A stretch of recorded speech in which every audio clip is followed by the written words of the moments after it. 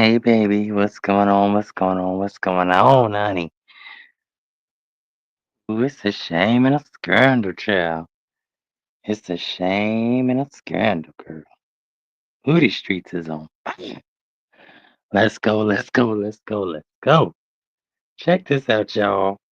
Copyright disclaimer, fair use commentary, research, education, entertainment, arraignment purposes only.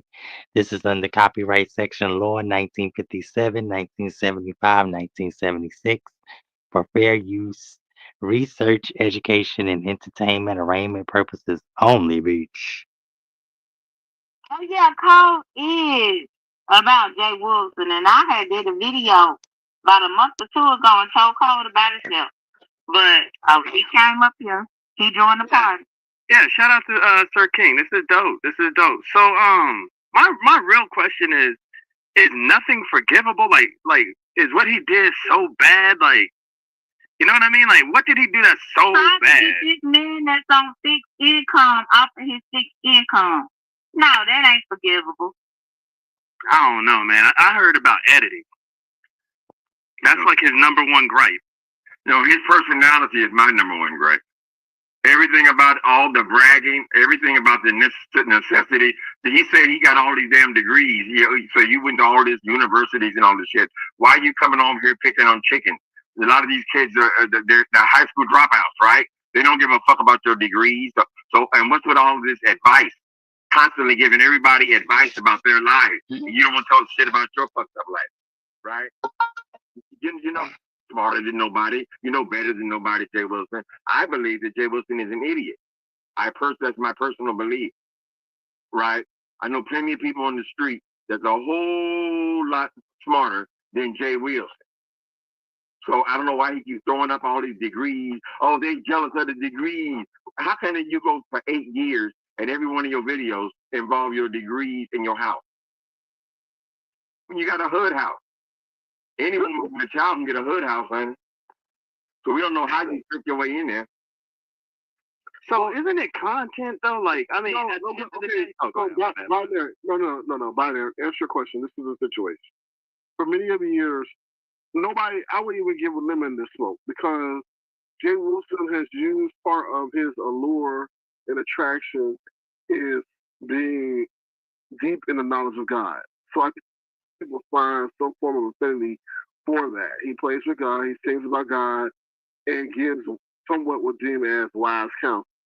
But then on the next hand, he would sit up there and dog people out for people. Like he was just dogging out, what's his name, Brian, and they talking about, oh, who you gonna see Jehovah? You gonna see Jehovah today? Making fun of that man, and he don't know that might be that man struggling with his religious journey. Talking about people who just got government snap, um, a whole bunch of plethora of things. People who are dealing with economic things that or situations that they are outside of their control. And people aspire to maybe have what Jay Wilson has, but yet he's dogging them and degrading them and being disrespectful to them. And enough is enough. And lastly, he's sitting up there talking about Nessa's, parental situation where he himself can't have a child. So, that's crazy to me. Yeah, no, I hear you. I hear you. Yeah, you shouldn't be playing with God like that. I really get that, like 100%.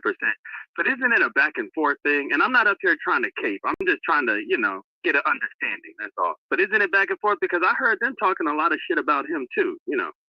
So isn't he kind of like clapping back or am I tripping? I think that's primarily because he tried to take Tim's livelihood away.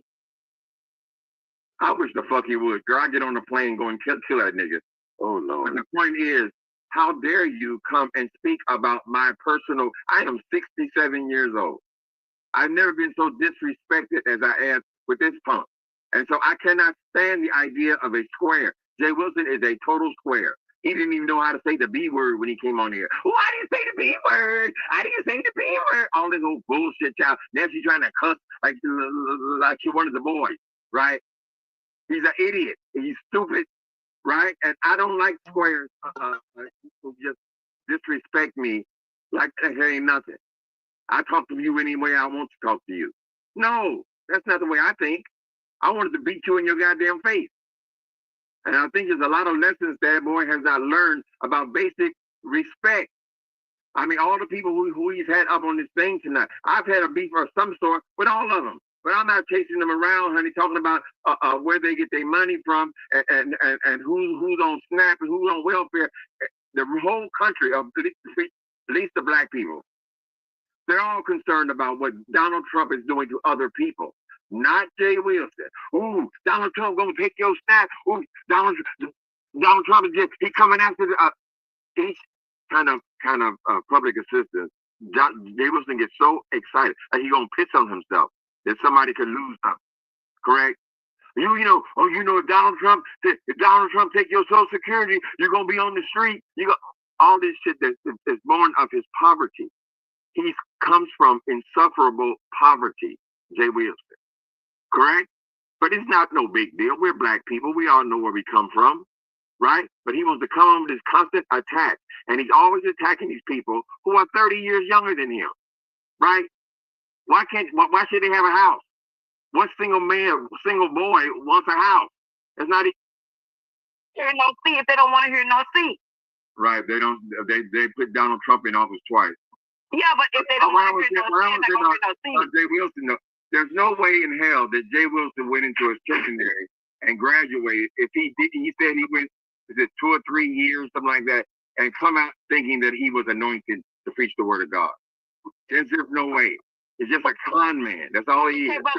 And he's come over here and he's manipulated. But that's what a manipulator is, Timothy. A con person. I know. I agree. You are a manipulator. You are conning people. Mm-hmm.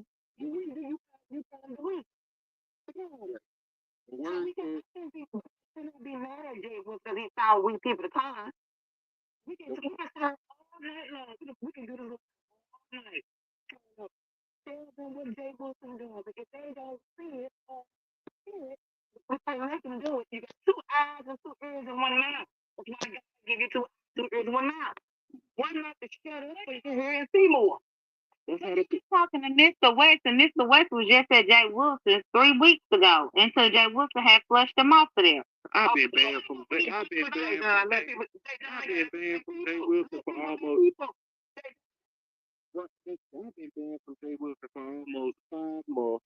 What the hell are you talking about? You up here the whole time. You was up there talking to him on the platform. You went to the university up in North Carolina. Jay Dunn, that was almost 5 months ago. People. She always got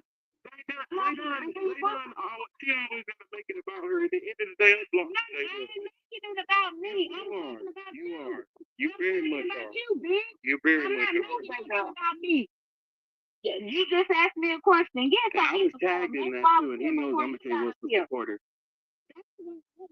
Before you got up here. Oh, but all I'm doing is Jay Wilson. I'm gonna why y'all want to hear? I can't be a different. I can't be a different. Kwani. That's my daddy bowing down. People keep dying. Ain't nobody trying to take away the cheating, the stealing, the lying. Gotta wrap up the crime. Put in some time so I can keep what is yours and you can keep what is mine. Gotta ride around each week. Can people speak about stupid things and negativity on the street? We got babies on the run, kids selling guns, people selling guns. And I ain't even done. We got babies having babies, baby daddy maybe. You'll be going crazy. They think they're angry maybe. So keep this in mind. Wrap up the time. Do the right thing. I guarantee you'll be fine.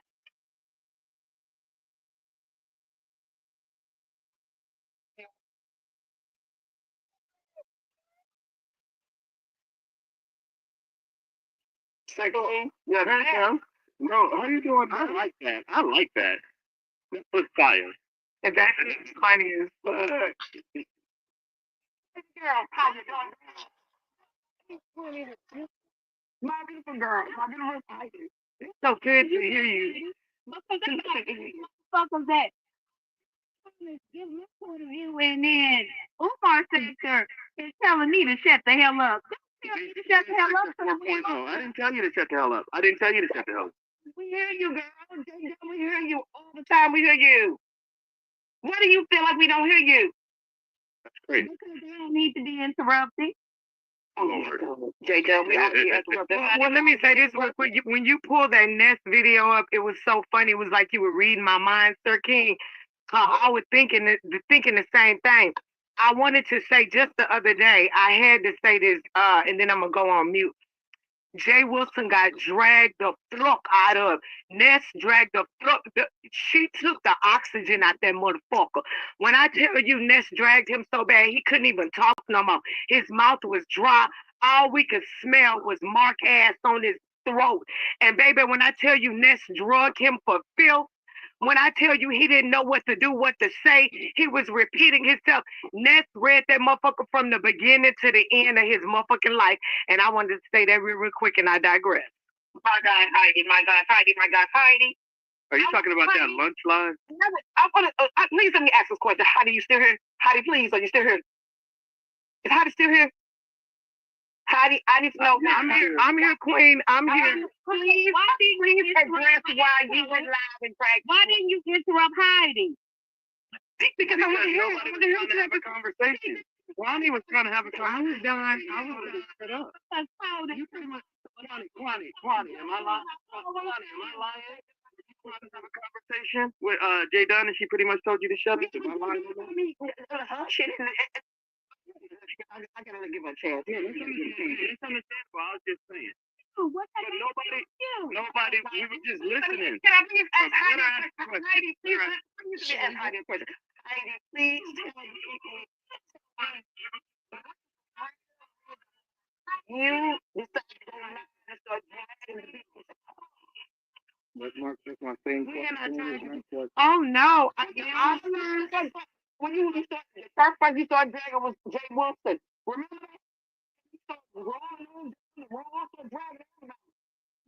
I don't remember that quantity, but it was somebody who had with me. I don't strike unless the motherfucker fuck with me, and then I'm gonna rip their fucking head off. Because Heidi been over there. You were saying why I went off on Jay Wilson. That's between me and Jay Wilson. And Timothy Blaine is always the casualty of war when I talk about Jay Wilson. That's just how that's gonna go forever. Oh my God, really? It was about Jay Wilson, and it was funny because Jay Don was talking earlier about was it Ness saying how he forgot Vivian's birthday, and he was talking about it a week ahead of time. And I brought up your birthday because he forgot your birthday, and that's why you came out here and dragged him. Right, but it seemed like right after but that ain't the only reason, but it seemed like right after because that was a side note. It was like, in side note, my birthday is literally 2 weeks before his, like 10 days, a few days before his. But the thing is, like, when y'all brought up Vivian, I was like, oh, right after I confronted him about my situation, and then I brought up the birthday, everybody been talking about, oh, how motherfucker birthdays have been getting forgotten. And not just between me and Jay Wilson. I've been hearing a lot of people talk about how motherfuckers ain't remember their birthday. But when I said it, oh, that ain't shit. Oh, who cares? It was just a birthday. Oh, but now all of a sudden birthdays are important again. No, I support Jay Wilson on his birthday. I cash app him on his birthday. I do special things for Jay Wilson. I thought Jay Wilson was my friend. Let's get to the root of it. The root of it is my feelings fucking hurt. I'm a motherfucking woman, even though he might think he's the woman. I'm the woman. My motherfucking feelings are hurt. I cared about Jay Wilson. I thought that was my friend. I didn't think he was talking about me when he said, ain't no friend on YouTube. I didn't think he was talking about me when I flew him to Atlanta. But Jay Wilson didn't use me. Jay Wilson was booked. He worked for me, and I paid for that. And my thing is, and I'm a hospitable person. If you visit me, I'm gonna be hospitable anyway. That's just the type of bitch I am. I digress. Go ahead. That's what I'm saying, Heidi. This is why I asked you the question. You need to come live and tell people what is really going on, because people are thinking, oh, you just mad about a birthday. And we did not know, including myself, did not know. I did it. I did that 10-hour live, and I explained it, Kwani. If people still can't get it, that shit too long. That's why the live was 10 hours. So the only thing a person cared about was that I said my birthday, which was at the very end. But I did a whole 10-hour live. But people want to discredit my motherfucking feelings as if I don't got feelings over here. Like I'm some fucking who has been supported against higher sector. I've showed love to a lot of motherfuckers on the beat sector. Show the love back. So I do things from my heart. I don't do things expecting anything back. But I thought that was my motherfucking friend. So that's the difference. But I can't come to a platform and explain and break down what happened between me and Jay Wilson. That just would take. I'm done with it. I don't want to explain anything else. But why do you expect him to be a friend? Why do you consider him a friend? We would like to know that. What? Well, I did consider him a friend. I did. He made me feel like he was my friend. Okay, but not going. But obviously there's some qualities that you look for in a friend. So what were those qualities that allows you to label him as a friend? You know, the thing is with me, I'm the type of person I treat you the way I want you to treat me. I feel like I shouldn't have to tell you how to treat me. Because of the way I treat you, you're gonna treat me that way. And that's not true. That's not what everybody. I realize that. But my thing is, it's certain things in my life that I'm doing. It's certain things that's bigger than YouTube. It's bigger than dirty ass Dirt Pizarro. It's bigger than the big beast ass bitch Bree.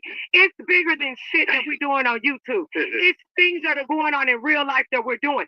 Jay Wilson ain't like, damn Heidi, I see you doing big shit. I see like what friends do. When I start realizing this nigga ain't even saying, damn Heidi, what's going on with your show? I know I'm gonna be on a couple of the episodes. Heidi, I know you like he don't even give general support. I support his platform, this raggedy ass shit on the beat sector, him fighting with people for nothing, trying to degrade people that ain't even got what he got. Like, I don't do that to people. Even if I know a bit, when I realize a bitch don't have as much as I got, I really leave that hoe alone unless she's just a dirt bitch that deserve it. I fuck with Pizarro because Pizarro her and Bree tried to plot on me. Them hoes tried to plot up on me. And they don't talk about it, trying to keep it on the low. So that's some personal. Okay, wait. You can't just drop that bomb. How did they try to plot on you? When BS got locked up, Big Bree was running around trying to be friends with everybody. And at that time, I was active on the beat sector, so you know the door was clouded up. So that bitch wanted to interview me. And I said, I'm not going to interview with you unless I know you never doxed me. Did you ever dox me when you was over there with BS? Because she wanted to be friends with everybody when BS got locked up. So I go over there. I did the motherfucking interview with her. We might have even did two. I can't remember. I fucked with her. When BS got out, Pizarro told Bree, don't fuck with Heidi, because we don't want BS to get mad at you for fucking with Heidi. We got to play this shit right. So they was behind the scenes. After I done supported these dirty bitches. That bitch reached out to me when BS got locked up, trying to get an interview, trying to be all up in my motherfucking Versace. My God, So I don't like shit like that. And then when I confronted the bitches, little pissy ass dirt, some little broke dirty hoes. This would kill me. Little dirty ass bitch, Pizarro. Got motherfuckers running around doing. I don't understand. I don't get it. I don't get it, but that's me. Okay, so this motherfucking bitch calling the shots. Well, I told her to do that. I told her to, basically try to black me out because BS was back. And it would be bad for Bree's platform because they was going to try to make up with BS, which of course they did, but not at first because BS cussed all them hoes out at first. But then after that, of course, the players went back to their master. Okay, but don't play with me. When the bitch got locked up, the first bitch she wanted to holler at was Heidi. And then I supported that little dirty bitch, cash apping this little ragged asshole. It wasn't a lot, but bitch, you ain't never cashed at me. So I was supporting them little dirty hoes. BS came back, them dirty bitches tried to black me out. I'm like, what's going on with these little dirty hoes? Girl, fuck you, bitch. You could never black me out, bitch. But the way she walks away, hoe. But I wouldn't even know a whole lot. I wouldn't even know you bitches in real life. But Heidi, you would never know a bitch like me in real life. Don't get it twisted and think in real life you would know me. Because you wouldn't, bitch.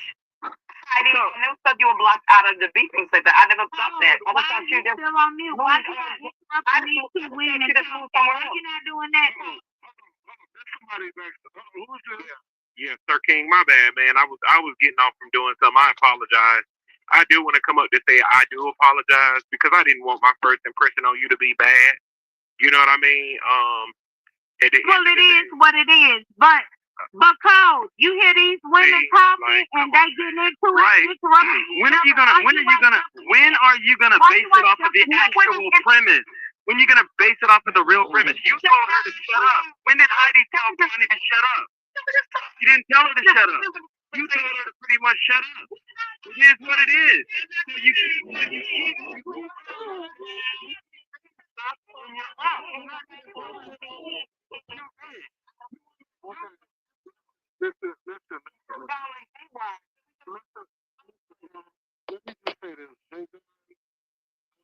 Listen.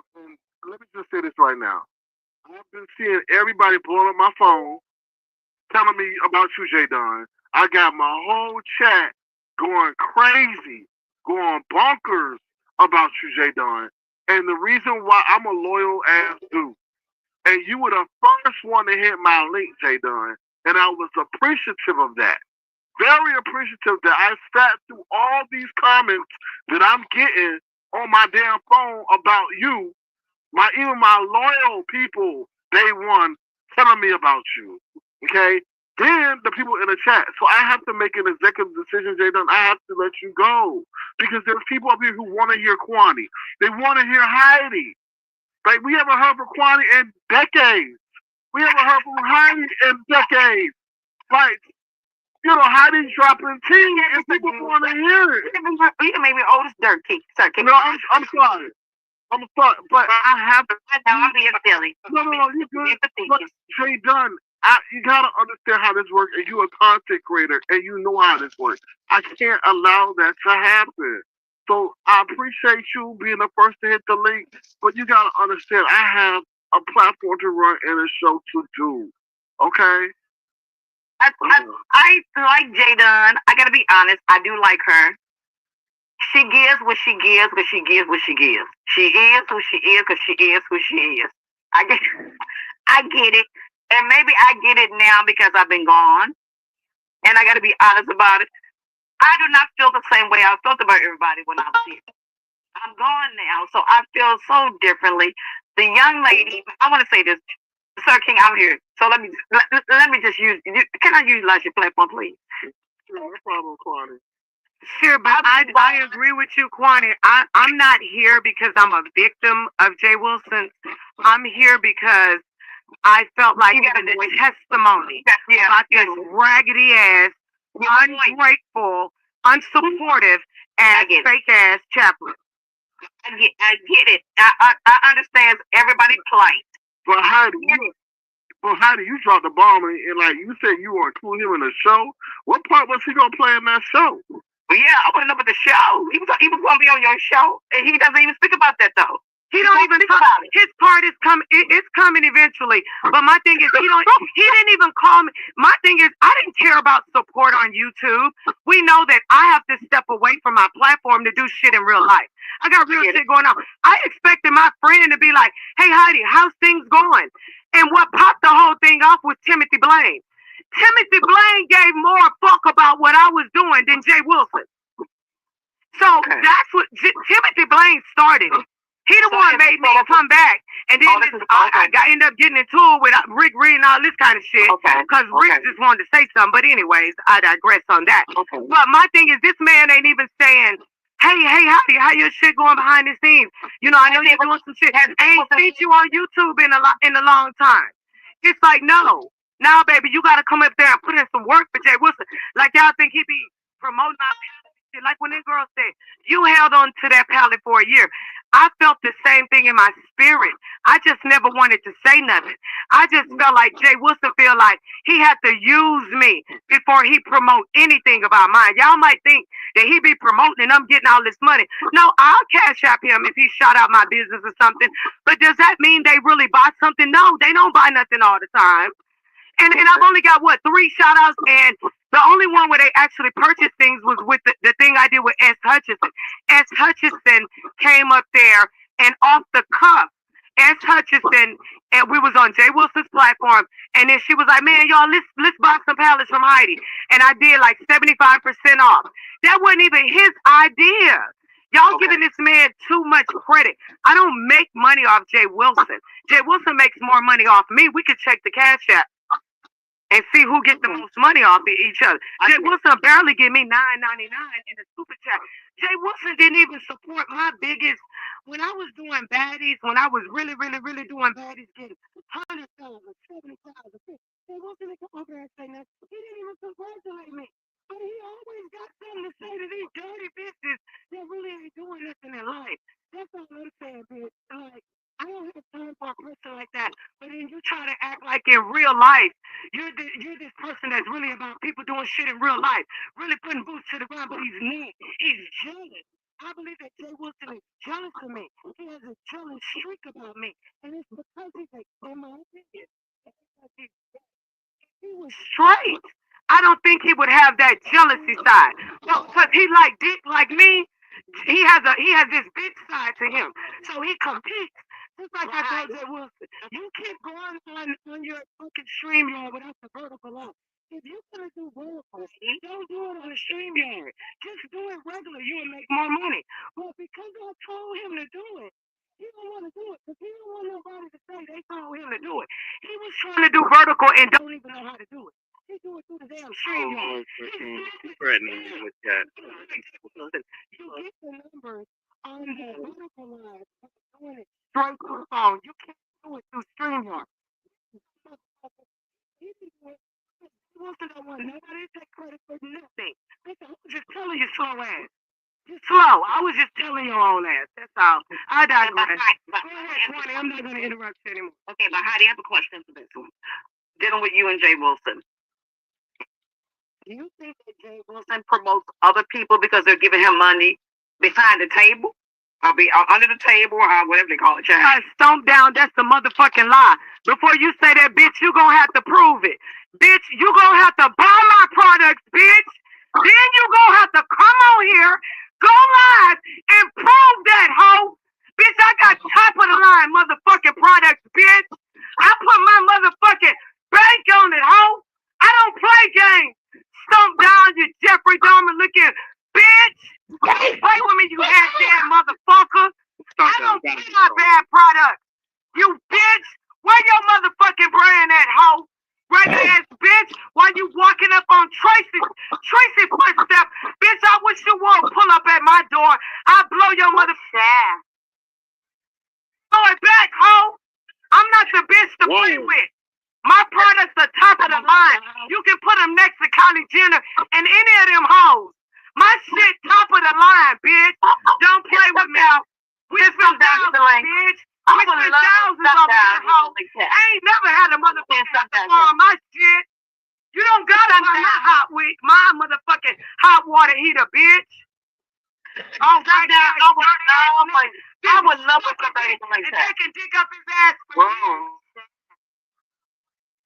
You are all said that I want me some glory hole.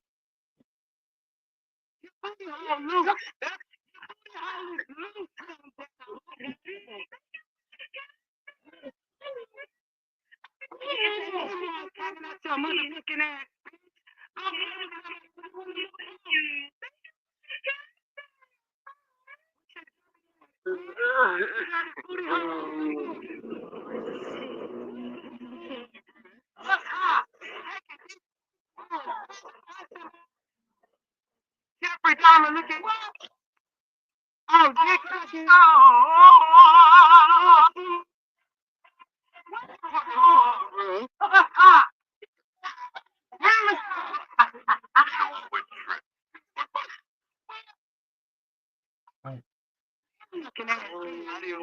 was going on? Ain't bad.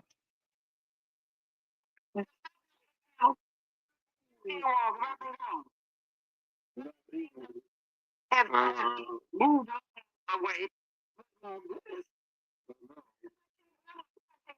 to you, Sir King.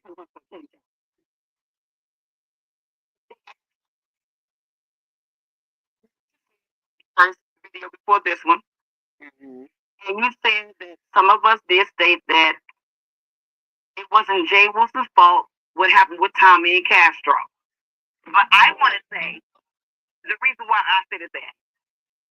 Why could one male motivate two other males in another state to act the way they behaved?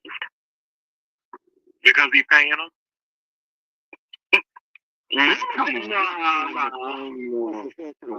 Come on.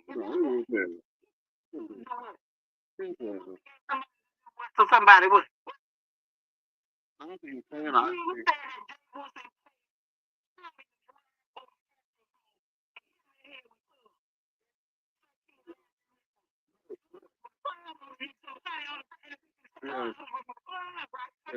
Yes, she was.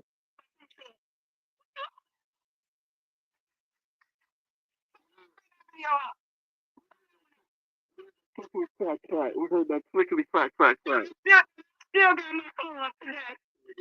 Okay. I was the one he got. Okay. Can you please remove data from the chat? I'm requesting her.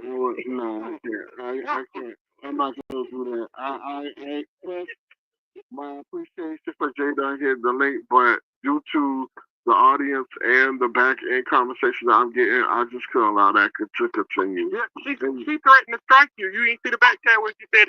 I'm very aware of what transpired. I understand that, but I hope she does understand that. She put me in a position that I was a no-win. I had 13 in my live. Everybody left. My God, today. Look, I had to make it clear that I came up when the numbers was dropping. So y'all keep playing that. No.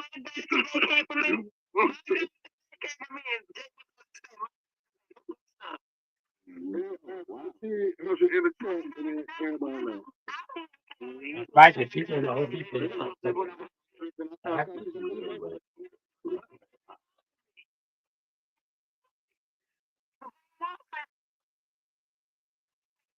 To me. For me, not for you all. Everybody get their own with Jay Wilson. Got my own too with Jay Wilson. I have talked on the phone to Jay Wilson, and some of you all have not. And I've got a different perception of Jay Wilson on the phone. He could have been manipulating me too. Can y'all understand that? I could have been being manipulated. Understand Sir King's way of thinking. Understand Heidi's way of thinking, and all of you all's way of thinking. Because I don't know everybody that's here. But I understand everybody's way of thinking of Jay Wilson. And I'm not saying that I am on Jay Wilson's side. I'm not saying that I'm on your side. I'm on my side. And the reason why I am here is because Sir King opened up a format for all. He said, I don't care if you like them or don't like them, but I'm opening up my door for anybody to say what the hell they want to say. And that's the reason why I'm here. And that's why I said to you, Sir King, and everybody in the room, allow Sir King to be Sir King. When you said, when you made that statement, somebody had put something in your back chat and said, if I would be willing to give you this amount of dollars to have you move somebody, I knew good and well you wouldn't do it because I know who Sir King is. I know, I don't know all the ins and outs of Sir King, but I know the good parts of Sir King. Have you and I been in altercation and argument on YouTube? Of course. But I go home with the good parts of you. But see, the thing is, Kwame, I may have done it, but I would have split the proceeds with the people. I know you. Do you understand what I'm saying? Yeah. Because I know you. Yeah. I know who you are as a human. Well, Kwame, can I ask you something? Yes, ma'am. Always, Heidi. Okay. And I remember that time when Jay Wilson went off on you. Mm-hmm. And I was listening to both y'all, and he really hurt you. Yeah. But he's not the only one, though. He's not the only one, Heidi. I know, but I was mad at. I went live and cussed him out that day, and it's like, but I guess you do have a real forgiving spirit. I can forgive it. I can move on, Heidi. Heidi, I can move on. Heidi, unnecessary. It was unnecessary for you and I, but necessary for him. Heidi? And at the time, to do him, but he took the time out to come at you, and that was my problem with it. He has a penis. I don't. Heidi. I want it all day, every day.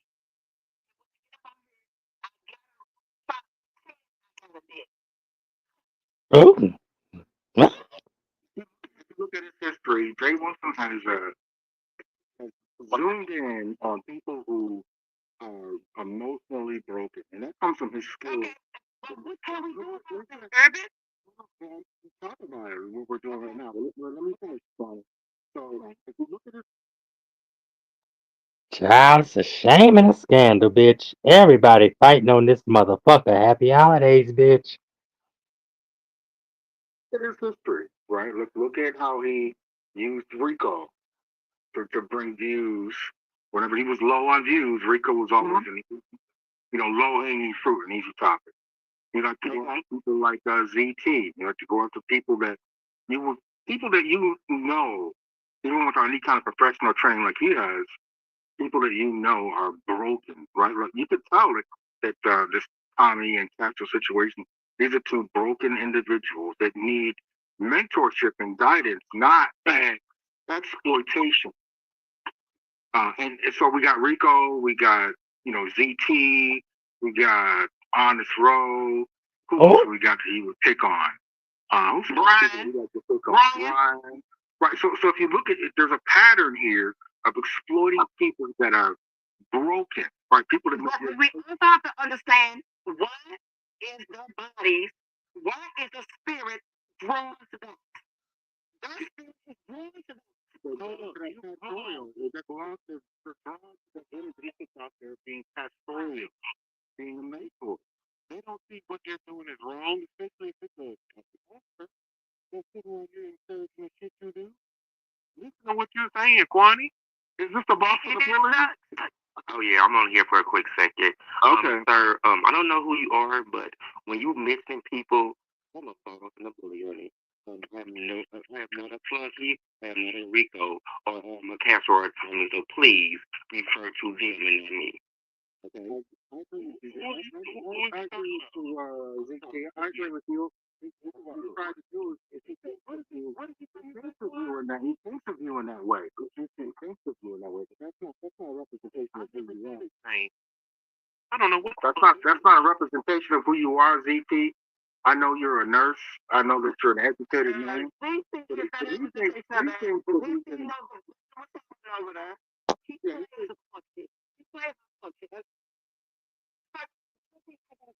Utilizing profanity. Because I'm going somewhere and it's late in the night and I didn't work all day. Please review my content. It is for PSA awareness only.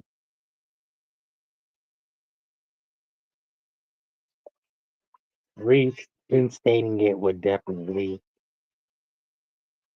give awareness to the international greatness of Beacon.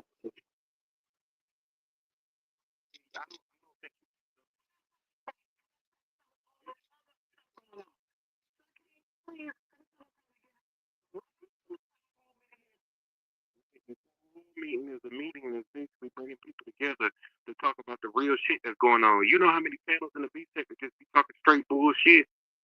Yes, I do. I've been here. I was part of it. I was part of the bullshit too. I'm not gonna say it lie. I was part of the bullshit too. Right. So go ahead. I respect it because at the end of the day, like real shit, a motherfucker got and it's OG shit. A motherfucker got clunked. It is OG shit, but I'm asking, can we start back over? What is the premise of this? The premise of the situation is to bring awareness to the situation. Thank you. Is change will happen? I don't know. But at least we're talking about it. And I know people do listen to what we say. Yeah. If you got 1,300 or 500 people and we all have know what you're doing, it does make a difference and you rethink stuff. You may rethink about, let me cut back on that. Let me not sit up here and say, oh, your snap is getting snipped and stuff like that. So little differences can make a big difference. You get what I'm saying? I get it. Yeah. I ain't linked up with nobody, so I ain't got to worry about no ramifications or repercussions or nobody not liking me or promoting my live or going on live on top of me. So I have the freedom of doing that. So I see something and I'm saying something, especially when you play with God. Especially, and then you making a whole spectacle out of somebody getting clunked in the head with a fucking turn. Excuse me for cursing, a turn. And then instead of that's how we gotta be honest and tell the truth. It was a clump. I thought it was a bar. Even worse. It was club, honey. It was club. It was a club. It was a club, honey. You locked the with honey. He aggravated and agitated, and that was my final straw. I really lost all respect for him. I had like a grain of salt worth of respect left. But after he instigated that whole thing for views, I'm going to get my money. He sounded like an old bitter bitch.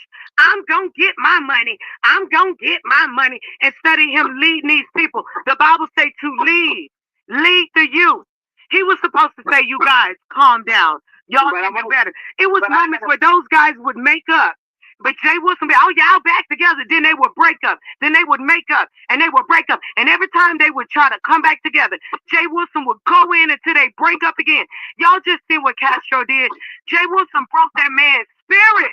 I'm not about that. That man went and ripped up his application to reinstate his food stamps. That young black man probably needs that money. Jay Wilson making this man feel so bad that this young man could possibly starve. Oh my goodness, I don't know. Because he's trying to impress Jay Wilson, who's beating him down. You don't beat somebody down that's already beat the fuck down. That man ripped up his paperwork and said, I'm done. I'm not even going to apply for it no more. That broke my motherfucking heart. But I ain't supporting no niggas out here. I ain't no trick. But I'm just saying. That broke my heart. I need y'all to hear this thing. And it may sound messed up to what I'm about to say. It doesn't make a difference to who they really worship. If you link. Okay, and I'm being honest. Honey, what the hell you talking about? I'm being honest. I want y'all to hear this. It may sound crazy to y'all. Well, they want to hell with Kwani. Kwani ain't been here. She don't give a damn about them people either. We don't give a damn about Heidi. Heidi don't give a damn. She ain't been here. And all of y'all that set up on this panel, we don't give a damn about what the hell they saying. They don't like Jay Wilson. They don't crap over nobody saying. They has been. They not OGs. Let James Caldwell hit this link. Let Sean Bradley hit this link. I need y'all to understand it. See, I'm not downgrading any of sitting here or in the room. Who they worship is who they worship. Let James Caldwell hit the spam. Sean Bradley hit the spam. A fan babe hit the spam. Who they worship. But the people they worship ain't the ones doing what they doing to them. I don't care. They don't need to hear the voice from me. But any of you. I don't understand what you're saying. You're saying that we would matter more if these people say we don't matter to them. I'm being honest. We don't matter to them. Well, if you matter about that,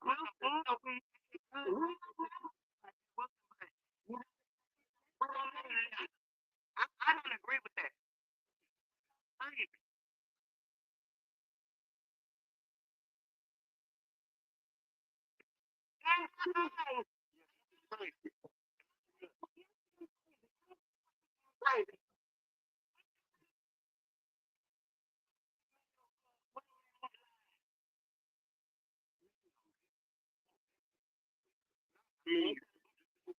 But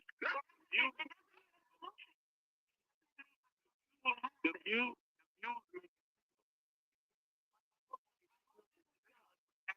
I hope and pray that this does. I'm being honest about it. I'm not here to hurt anyone's feelings. That's not what I'm here for. I support the vision of Sir King. I do. I understand what he's saying. After he played what he played about Jay Wilson. But Jay Wilson has also gone live and say he don't give a fuck about nothing and nobody. And if they dumb enough to still go over there, what are we saving niggas don't want to be saved? Stop asking for us to save these niggas want to be safe. They want to just say they're just going to someone that they feel that they see good quality. I know, but what they got to do with James? I cannot say Bobby. No, if his power is stronger than mine, I can't save it.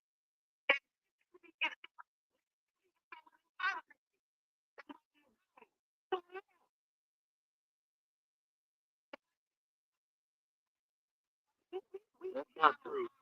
Whoever best friends, this ain't even about holding weight on a motherfucking panel. This is a panel that Sir King decided that he want to do about a motherfucking Jay Wilson. This has nothing to do with the whole beef sector and a whole. And we need certain motherfuckers to say something for certain motherfuckers. Not to argue anymore, and I don't get no pussy views. I decided to back the fuck up away from the beef sector. Just like when they try to say shit about sex abuse. I'm not even actively in the beef sector. But baby, we can get numbers up if we're trying to. I don't watch. I'm not watching.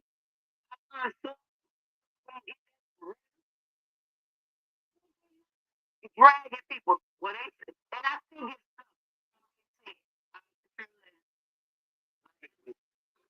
I feel like anytime anybody from the OGs get together, I don't give a fuck who in the panel. It's a motherfucking celebration. It's a big motherfucking deal. That's how I feel. I fuck with OGs. Those are the main ones I want. Motherfucking deal. I don't give a damn who you are. OGs is a big motherfucking deal to me. Period. like the young lady who wanted all of us to go on a panel somewhere and talk. Talk about what though? What does she want to talk about? I'm no longer in an argumentative state with anyone. I'm no longer in anger with anyone. So why would she want the old beefing sector back? Did she not understand we have elevated and we have moved on? Even though she may not be a bad person, I'm not saying she's a bad person. What's her name? Trinacious? Trinacious, never again. The old is with the old and the new is with the new. I go on platforms where I want to go on platforms. I engage when I choose to engage. This is my first time engaging in a while. After leaving. Kwani and Heidi, I have a question for the both of y'all. Yes, sir. Being that y'all both consider yourself old B sector, right? Mm-hmm. Once and for all, stand on it. And I mean stand on this. Do you feel like the new B sector are crybabies and they always looking for a fucking lifeline? I don't watch. Do they handle their shit in the old? I don't watch. I don't watch. I don't watch. I'm still watching the OG. Okay, so I don't know. I don't know. So you feel like the new B sector is not old B sector at all? I don't watch. Two different things. I don't watch. Who I watch within the beefing sector, the OGs, will be every now and again when Sir King go live, because Sir King don't really go live. I watch Heidi when Heidi go live. But what Heidi doing, it's not what I know. I go over there and watch Oliver the Oracle and Jay Wilson. And every now and again, I tip over there with Timothy. Every now and again, I may tip over there with who else? Tracy. And Tracy is sometimes it depends on what's going on. But Tracy is kind of attached with living. So I don't quite understand all that. Though, but she is, but it's something. It's mingling. Well, you know, she likes to mingle. She's mingling right now.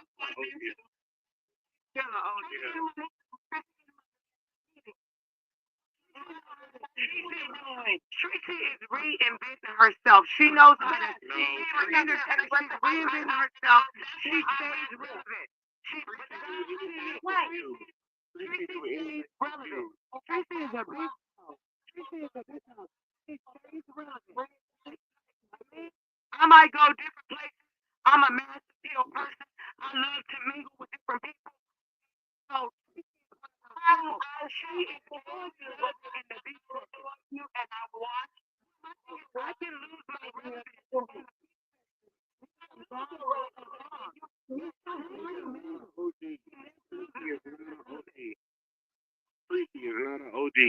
Tracy she is an OG. She is an OG. Yes, she is. She is a big dog.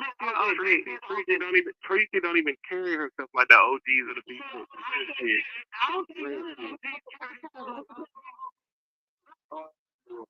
Answer your question, no, I don't think that OGs are crybabies. I think that OGs put in so much motherfucking work that it's time for the OGs to sit back. We do our commentary when we want to. We just kind of we letting y'all entertain us now. We was the entertainment. We had to go down to the police station. We had to deal with BS crazy ass. We went through a lot of motherfucking shit. So y'all go have fun and entertain us for 5, 6, 7 fucking years. Y'all go to let CPS come to your house. Let motherfuckers get you fired. And we gonna sit back and every once in a while we'll come out here and give our wisdom. Give our wisdom every once in a while. That's what the OGs do. We come out, we give our wisdom, and we go back and we watch. Y'all go on to entertain youngsters. Have fun. Let me say one thing. BS Icon know who Mr. West is. This is how long I've been watching the BS. And maybe she should. And maybe I've been watching her for a while. That's why I said I didn't consider Tracy an OG. That is it.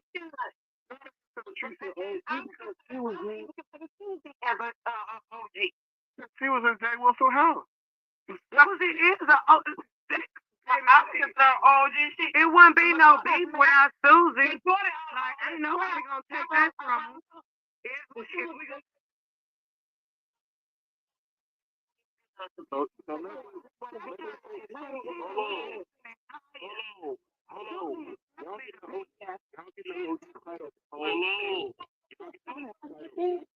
Wrong.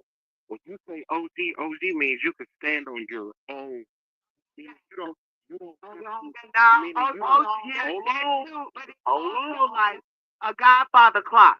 It's like you was there the longest. Who came first? Heidi, that's not an OG. That's called no, dog. You can't take a young motherfucker and put him against an older motherfucker and then say, well, you can't be no more because you old. No, that don't mean he ain't no OG. Maybe the motherfucker don't want to stand on shit. But you can't take away the history of somebody. When you don't bring up everybody, all the players, your story becomes a lie. Motherfuckers be trying to black people out. Motherfuckers like who they like, don't like who they like. But anytime you leave room, your story becomes a lie. It's a lie.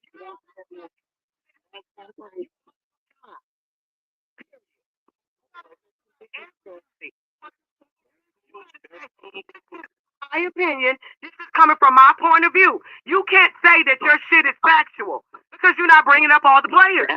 Point blank and period. And it's all because it's a lot of hate in the people. There was an OG.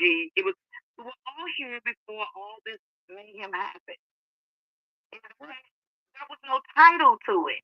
That's what I'm not quite understanding. Everybody's so upset about who is this and who's that. Right, but see, my thing is y'all getting it wrong because when I knew BS, like so why are you getting it wrong? If you were here? Quantity. Yes, sir. I was. Yes. Bro, I was watching from the bushes. When BS. Don't call me bro. I don't like that. I'm a woman. I'm not calling you bro. That's my vernacular. That's how I talk. Okay, well I don't like it. You don't call your mama bro, do you? Call your mama. Me bro. Okay. Let's get it together. Do not just Look, BS first kicked it off, right? This way back when. I'm talking about when we first had found out about her in the sector I was in, which was MO3. This was way back 2016. Okay, what? You said so when? In MO3? 2016, 2017, right? When we and first. She was where? When? This 2016, 2017, MO3 sector. We first found out about BS. All the shit that was with her, and then that's when we started finding out about other people, right? It was not. No, that's not correct. That's true. I might have my years wrong, but damn it. No, years are wrong. Get off that way. Let it go. Let it go. Not the great thing, bitch.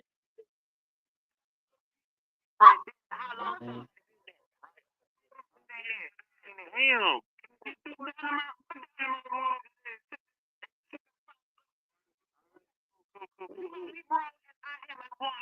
All right, damn, the same thing. I got it. When she went into the whole restaurant, all that dumbass shit happened, right? We was They went up 2015. right. I don't know what year it was, but I say that to say this. When we watch from the outside, the people that I was with, hey, these motherfuckers, they standing on business. They don't give a fuck about what they say.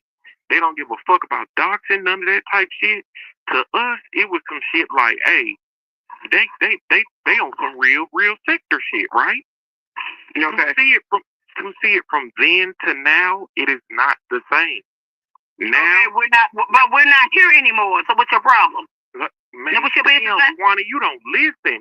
Listen. No, I ain't listening. Okay, we're not. But I'm not here anymore. Neither is Heidi. Heidi just saying at the top, but I'm not here anymore. First person that hung out with MO3. Tracy used to mingle with the MO3 sector. When VS came back from her 3-year ban, and she saw what Tracy was doing, she started following Tracy to the MO3, and then VS went on and became like a parasite, like a virus, and she got off in there and did what she do. But she was not. Tracy was the first one to go over to MO3 from the beef sector, and that's just fact. I digress. Right. And my thing is, when you say OD is not about what you did. It's about standing on business. What is that? We all still on business over here. We all still on business. Everybody. Now, why are you talking about? That's cow. Yeah,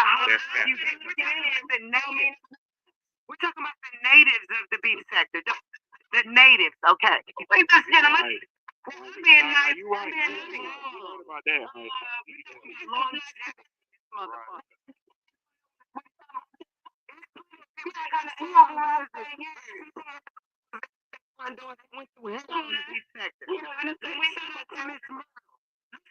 Bringing up, they really was a.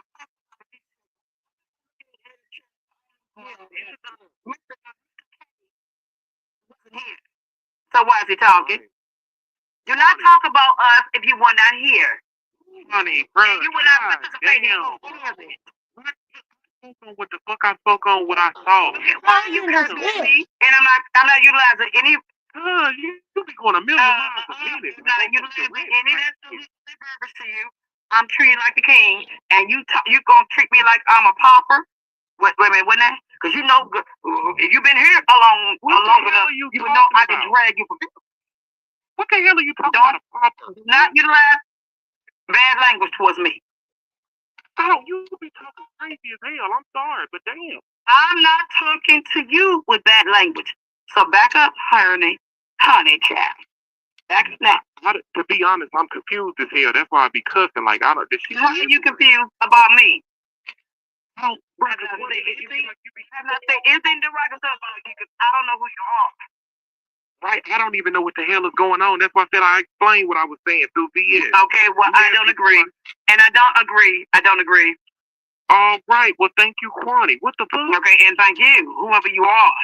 Okay, thanks. And you welcome. Man, crazy squid. Why you gonna call me crazy in my shit, in my sector? Back up, honey. You just said that you just said that OP sector is not We lied.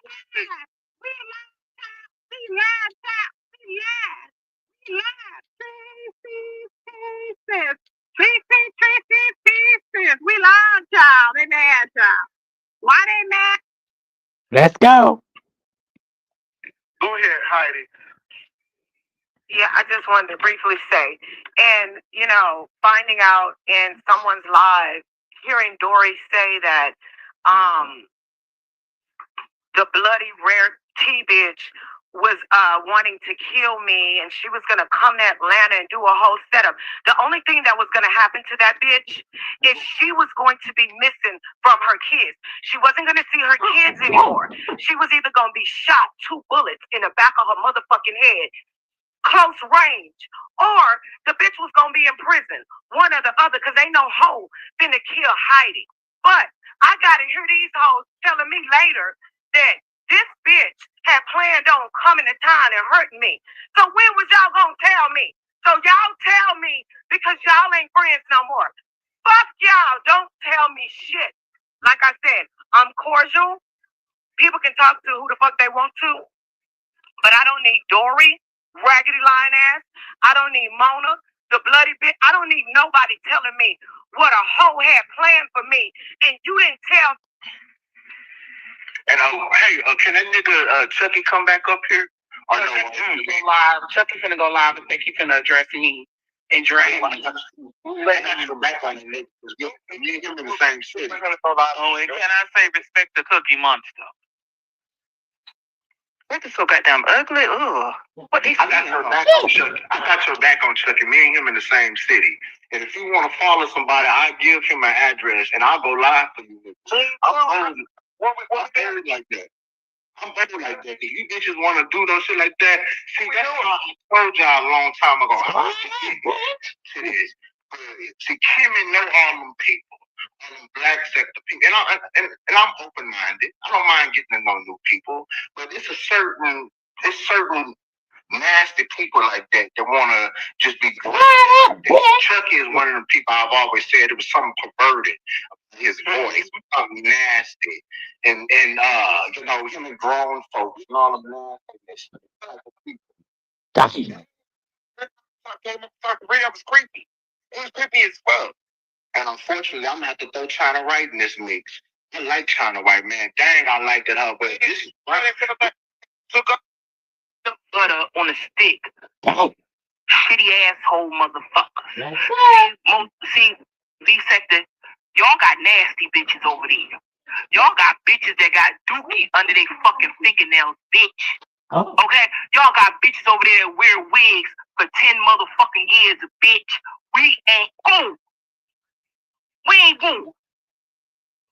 Y'all got motherfuckers that be catching STDs over there, pussy be fucking itching, all type of bullshit, nigga. That's the B-sector. Okay? Y'all got yags going out, fucking yags. Y'all got HIV in y'all sector. Yeah, I said it, bitch. It is what the fuck it is. Y'all sector got HIV, all type of shit over there, bitch. Niggas camming up, asshole wet and shit, alcoholic ass motherfuckers, all that shit. Yeah. Big pie face ass niggas that be talking to theyself. Yeah, that's y'all sector. Motherfucker cam up, lip gloss on and shit with a whole fucking gray beard and shit. Y'all got a pastor that like to get fucked up his ass. Motherfucker look like he got the package and shit. First the nigga fat, now and then in a month or two, motherfucker look like he got the damn package. Like what the fuck is going on? That's y'all sector. That's the B sector. Okay? Fat bitches, shitty nails, bald-headed mouth holes. Every woman that's in the fucking black sector got their teeth. Every woman that's in a MO3 sector got their fucking teeth. Y'all sector, bitch. Y'all got a bald-headed mouth bitch that's from my motherfucking city, bitch. Okay? Losing and taking hits is not the minister's responsibility. If you feel somebody's stealing from you, you need to go to the court of law. Alright, let's go. We talked about this the other day. Black men need to get more comfortable in the court of law, man. You don't have a monopoly on radio, hosting, formats, or any of that. Because if that's the case, we'll be paying hella motherfuckers. Okay, just to give you guys a brief rundown, on what's going on here. Tommy is salty, doing bitch shit like he normally does, acting like a chick. You know, chicks like attention, look at me, look at me, look at me. So this is really him continuing the whole Kevin Samuels and the Manosphere stole from him rhetoric, and they owe Tommy, and Tommy is the king, and you know, I think they said Tommy said he deserves to get paid from these guys, and he made the Manosphere, and a whole bunch of nonsense. The beat sector hasn't been all bad. You know, it started off really fun. It was awesome. And honestly, you know, Sir King, you know, um, fake ass verbal assassin, dirty foot, been talking shit. And in reality, you know, those bitches was fighting over me. When I came to the beef sector, they were fighting over me. They were fighting for my attention. They wanted me to pick a side. And me being new and not understanding what's going on, I did not want to pick a side. I'm not like that in my real life. So that's what brought the conflict. And for some reason, Dirty Foot Deanna cannot get over Heidifly. Because, you know, she's a closet lesbian. She want to eat my pussy. This bitch invited me to come out to her house. And we were going to barbecue. I was going to do crab legs. We were going to have a real good time. But then the show came along. Deanna had already told me that she may be coming to the show. And they were going to be paying $30K. So this is just some backstory for you guys. Deanna's over there eating my ass, and I want a new ass eater. I'm tired of this. This bitch is scarred and hurt. This bitch is mad because at the same damn time, she wanted me to come down there to visit her in the mud duck. You know, I thought was she at, and I was going to go. But she's the one that told me about Sean Bradley's show. Her and View is a View are the ones that told me about the $30K. View is a View got to stick up her ass, and I do not know why she mad at me, other than the fact that she was sending me pictures of her going through surgery, and I guess I didn't send her no money, or I didn't have any sympathy for her, so now that bitch is mad. So she over there with Deanna, and I don't give a fuck. And Olivia, you motherfucking bigot, I don't give a fuck about you either, hoe. I don't know why y'all so pressed about Sir King doing a town hall. It had nothing to do with you bitches. Y'all inserted yourselves. Because Heidifly came out, bitch, I gave you content. Let me tell you something, Olivia. You've been a motherfucking bigot. You've been a prejudiced bitch. I haven't fucked with you for years. I unsubscribed from you for years ago, bitch. And I've been playing the little motherfucking game that you think you playing in my motherfucking face. But we're not going to forget Olivia, the fake ass oracle. You could never be an oracle. Bitch, you used to sit in your corporate meetings masturbating, coming to your white employers and shit, bitch. Let's not forget, you fantasize over white dick. At the end of the day, Heidifly love white dick, Heidifly love black dick, Heidifly love international dick, bitch. I suck the black dick just like I suck the white one, bitch. But that motherfucker made sure it was worth it. I love black dick. Let's not get it twisted, Olivia, you fucking bigot. But one motherfucking thing you need to say, you like white dick. You like... Hello, bitch, come on. I know something.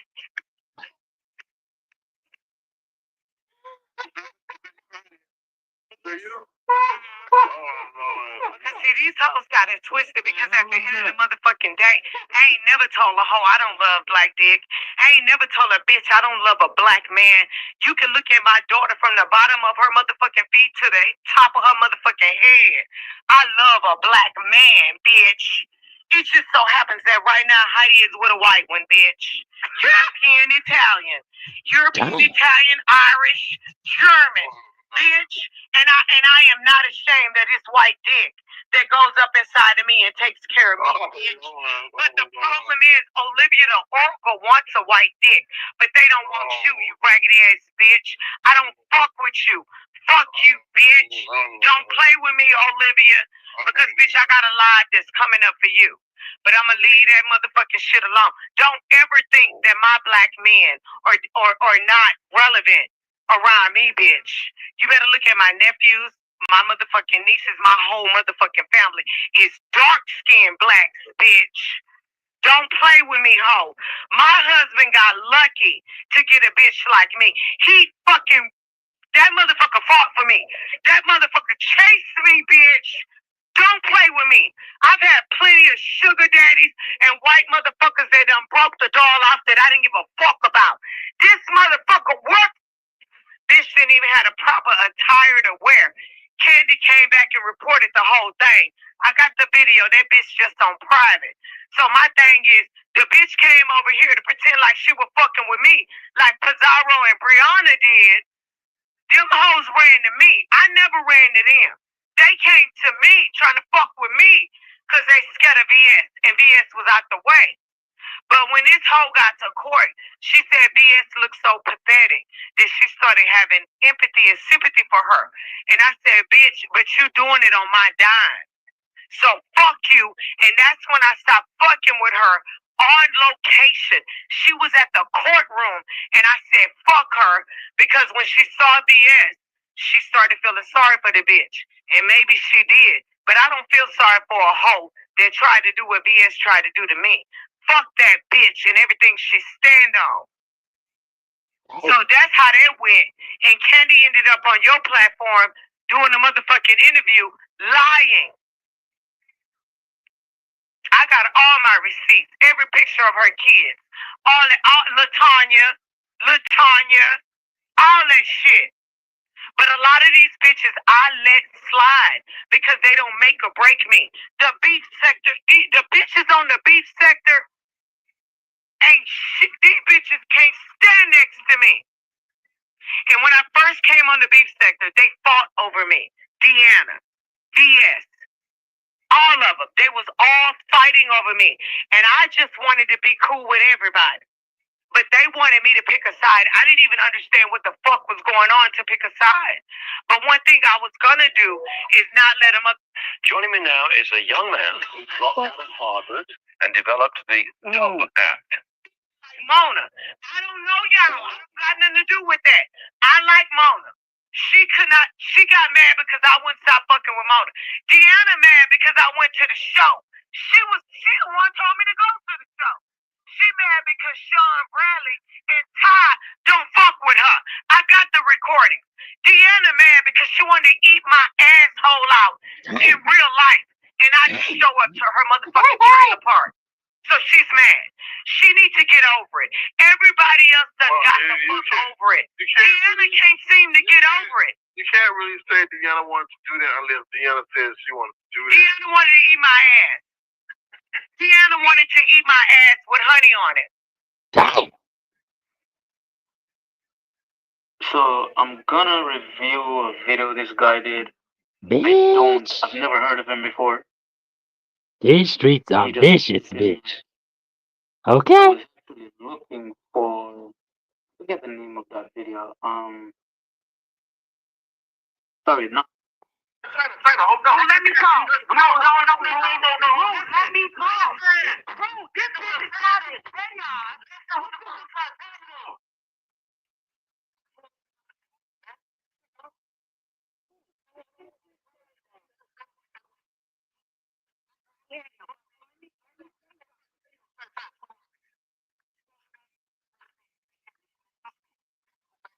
You just about a good minute, man, and that's it, dog.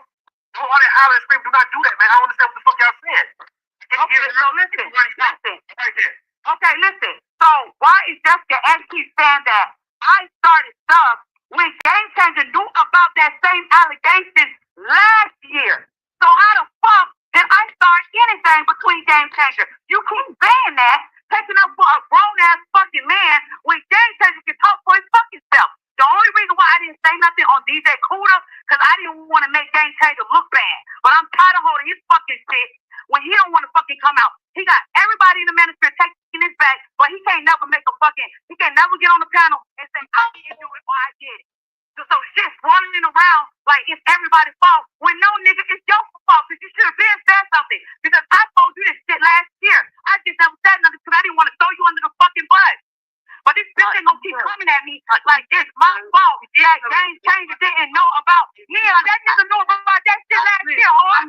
Control her, please. So she's just ranting. My bitch. No, bitch. They don't want you in the ministry, bitch. You start shit on every panel. They don't want you in the ministry, bitch. Every panel you get on, you start shit. Let us get on, man. You be quiet for a minute, man. Let us talk. You interrupt her, please. I want to be able to hear you guys. Okay? So this is the woman that will go around talking about how she's for men, calling men king, how she works. You keep bringing it up. No, bitch, we come in. You just said that.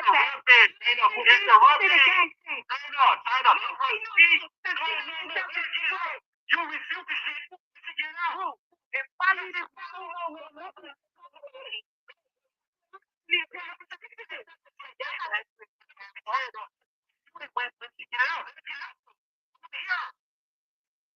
So this woman is the same woman that sat there in GC's chat every single day, because you were always at GC's live. Yeah. What else? What happened? You sat there every single day on his panel, right? And you said you didn't want to throw GC under the bus, but you went and you carried around an allegation that could put him in jail. Fuck I did not. Put him in prison. And you I did not. sent that allegation to his arch enemies, the people that hate him on this platform. That's what you went and did. So when you said you said, I could have thrown Game Changer under the bus, you did. That's what you tried. Jessica, do you understand that? There's proof of it. There's proof of it. The allegation. Last year, you have always planned around. Side white. You know, because I can do what your man. That nigga, you still touching. Why you still talking about him? I can do what He gone. He gone 5 minutes ago. You up there asking questions. Go ahead, Bree. You up there asking questions. Go ahead. I can do what your Go ahead. You still touch. Get out your feelings. No, I can do what your man. Get out your feelings. Get out your feelings. Because I'm going to go 5 minutes. You still talking about him. Why you still I'm going to do about him? You came up here trying to address He came up here for Bree. And you jumped in it. You mad he wasn't addressing you? Yeah, you still touch. Why you so mad? Ignore came up here. You came up here trying to go ahead, Bree. What's good? What's good? I know her. Bree, when I said what was real. When I said what was real. Trust me, if you knew who he was, you would know that he don't need no defense. No, you know he was. From you, bitch. He's from you, bitch. You would get that. He didn't need no defending. You don't need no defending. You just don't know who he is. You just don't know who he is. Come on, put your dick back in your pants and calm down, nigga. But you ain't up here no more. Put your dick back in your pants. You ain't up here no more. I'm whipping it out. Put your dick back in. You ain't up here no more. It's out. I'm up here. So why you talking to me? Why you talking to me? Your man don't want to. He wants What's good, Bree? What's good, Bree? I feel like we don't know each other. We don't talk to each other. You was somebody that I don't fuck with, fluctuate with none of that. So if I'm in the chat or if I'm going at it with somebody and you drop down in the chat, right? I don't know if it was right after we got to it or whatever, like you was being messy as fuck. When which chat was that?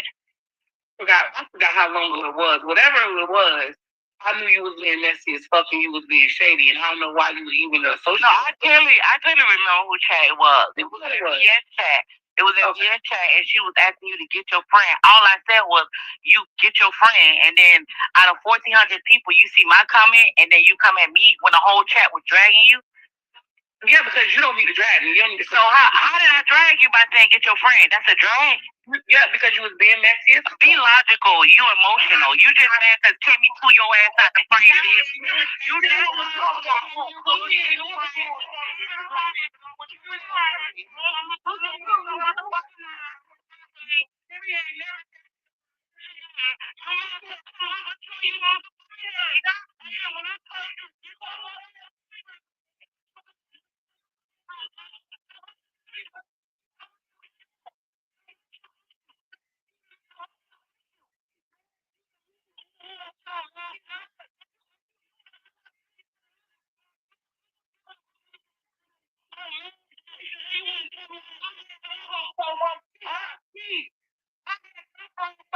She got me.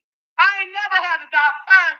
Bitch, with yo, I am so fucking no, I am so fucking done with this shit. Like, I'm really sorry to just like vent on your life, but I have no other choice.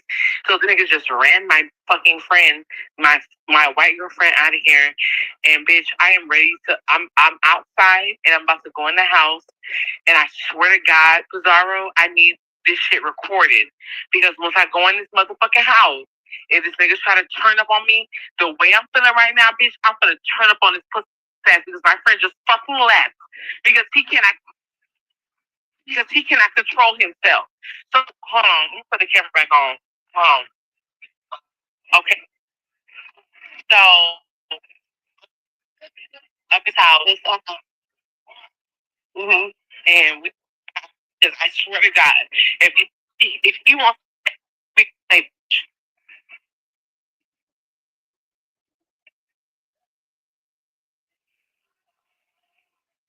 your style, man, your style. Hey, he got on the white room. Hold on.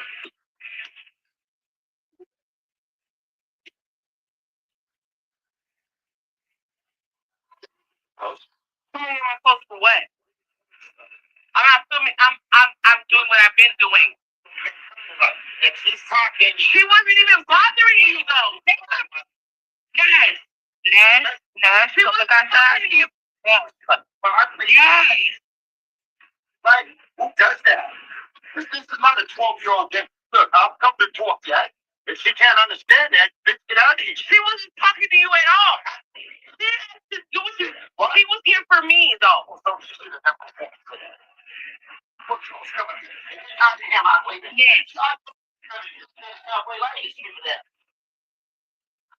Yeah. Girl, listen. Why is you going back in the house, Ness? Taking your ass from in the house. It seems like she getting put out. Y'all, is she getting put out? Right. Yeah, nigga, you have a good day.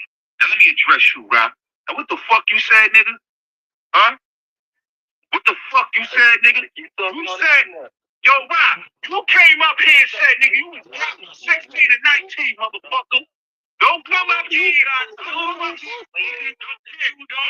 a straight crusty, nigga. Yo, Hold on, Kim. You folded like a bitch today. You hear me, Rock? You folded like a bitch. Don't come up here and talk heavy to me. You folded like a bitch because, nigga, you didn't motherfucking do what you was supposed to do as a man, nigga. You ain't supposed to have no combo potato, man. Now you got niggas making fun of you. Nobody. Son, niggas in the love triangle, son. Every other month, y'all niggas bashing each other, son. Y'all niggas in the love triangle. Nah, nigga, he violated.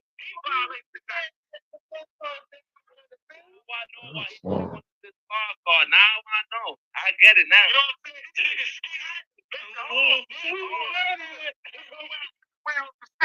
Let me explain something. Yo, Roski, you ran off the stage for what, nigga? For what? You got exposed, motherfucker. I didn't get exposed. You the one on here, motherfucker, told me I was gay from 16 to 19, nigga. After that, you wanted to fuck a tranny, nigga. Yeah. Yeah, what the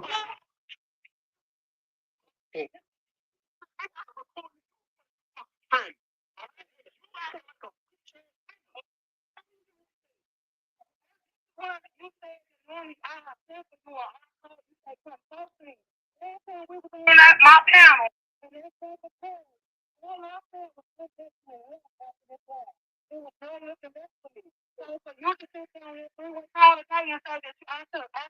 Or talk to you about it. I didn't give a damn about it. The damage has already been done. When I tell people I'm letting go, leave it where it's at. Don't try to have a conversation with me because there's really no coming back for me.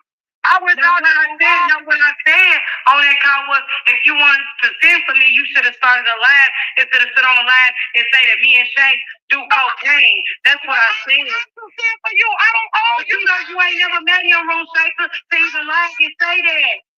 What's a lie? What's a lie? What's a lie to be a part of somebody? What's a tell a lie? What's a tell a lie?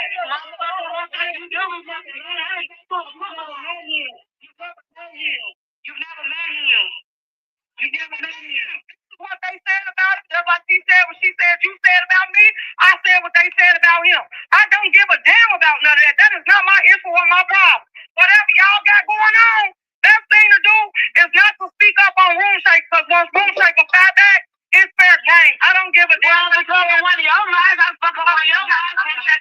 She said the same shit that you fucking said, and I was wrong about it. And that's why we get along today, La Lindsay. I thought she said the same thing you fucking said about my children and she fucking did. That's why I respect her today. You don't own your shit. You don't own your fucking shit.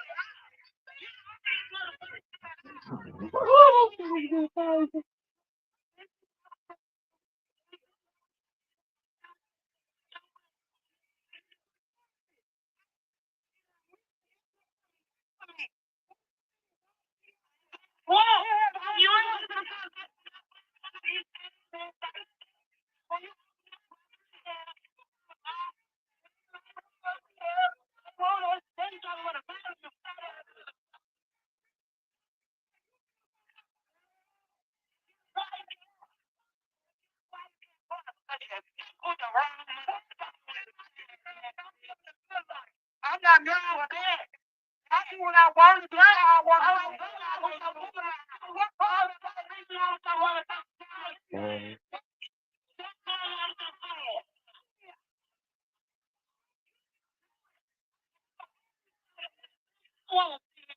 a motherfucking life on your way.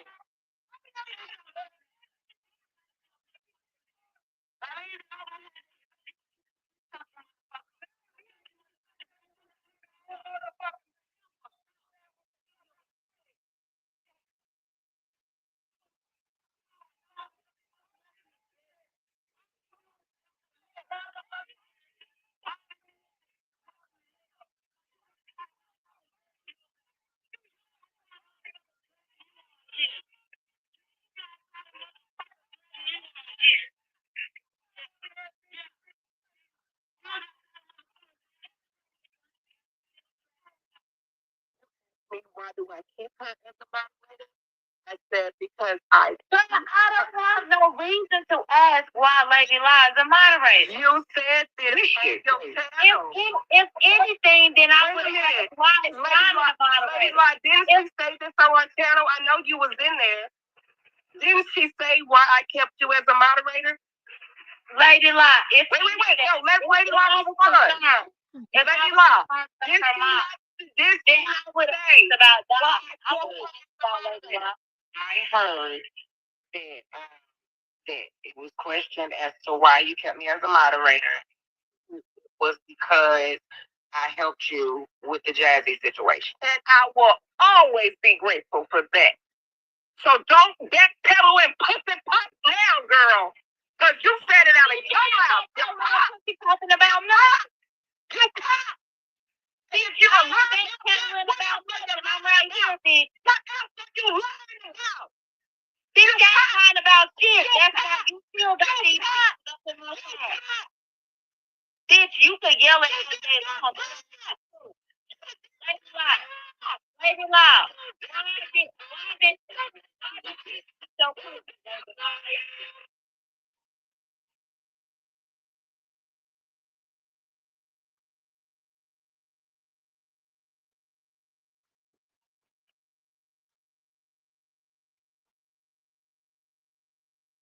Movement, social isolation, persistent repetition of words or actions.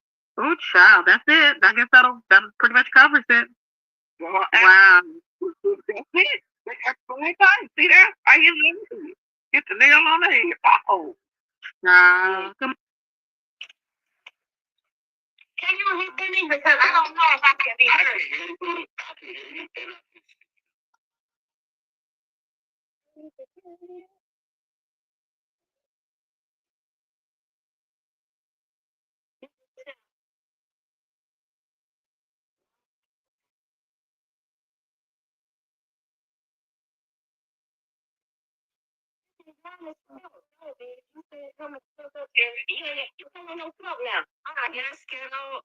I'm sorry. I'm enjoying the show. You know, I like it when people I think I'm gonna be a part of their relationship. Once you start with women, that's because Chris is no longer a part of it anymore, you know? So I just like for the ladies to get to know him. It's an opportunity to get to know him. There's other men. Yes, baby. In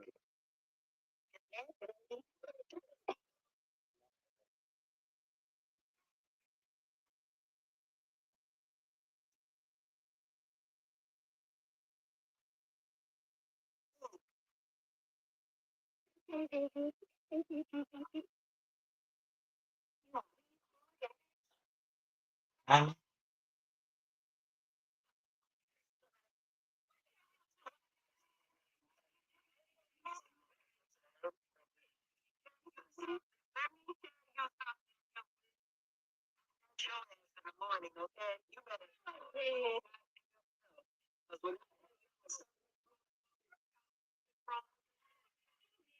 Exactly what.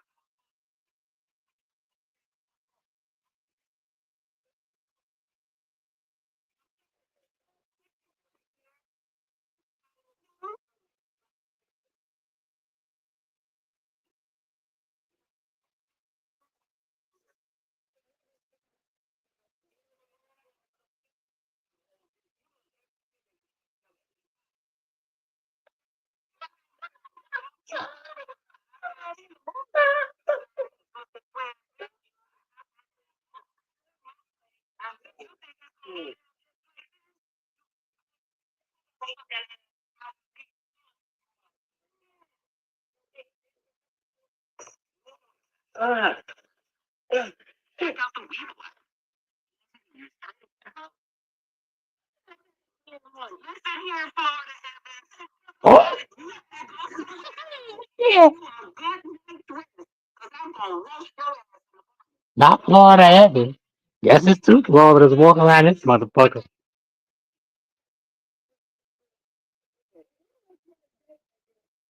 Don't you look like JJ?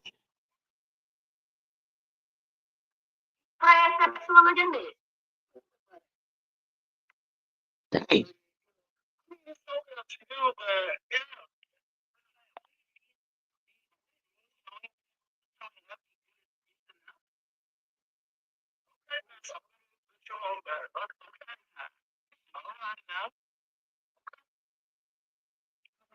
Hi, Jojo.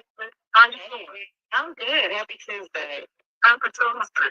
I wanted to address Les. I'm not sure why you are so obsessed with having my name in your mouth. Obsessed? Yeah. Every single time somebody sends me, I don't obsessed. Why?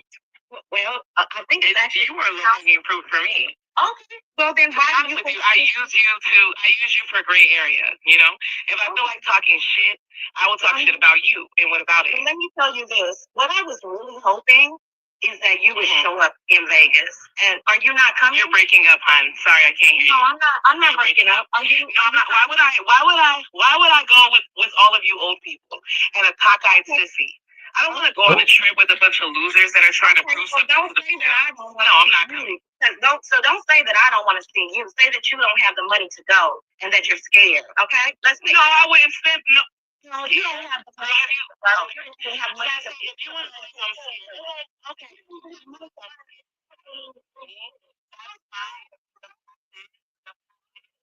I have to pay for a hotel. It's not my fault. Why are you?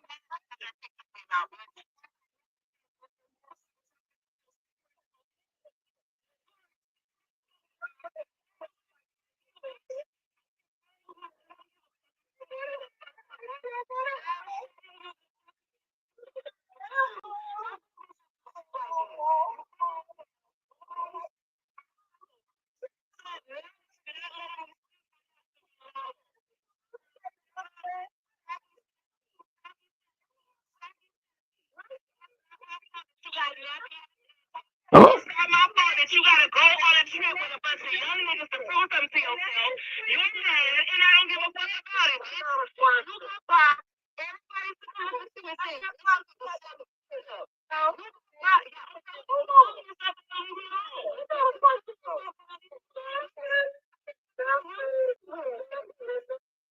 What about it, eh?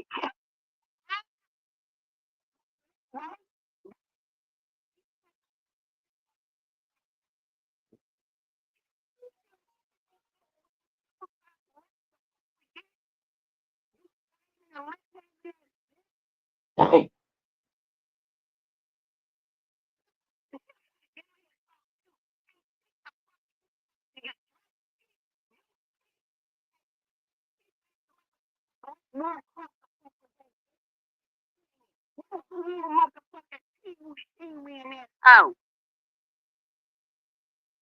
always talking shit. You always been a jealous, hating ass bitch, and you hating the fuck on women.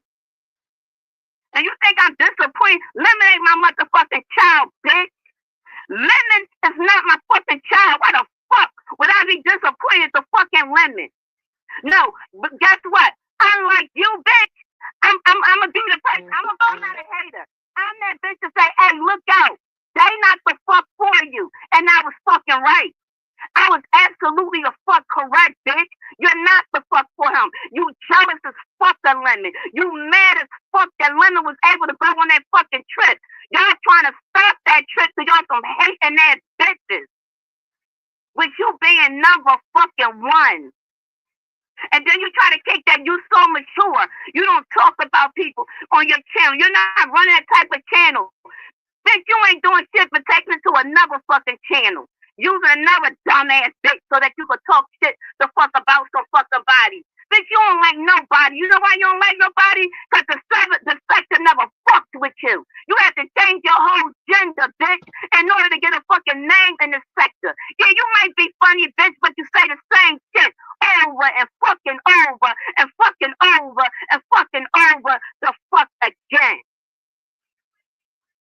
You grimy, you running with motherfucking flag teams. Yeah, bitch. You one of the bitches that's on them teams up behind taking people's shit. Why? Because you don't fucking like to be talked about. Yeah, you talented, trying to sucking enough dick, bitch.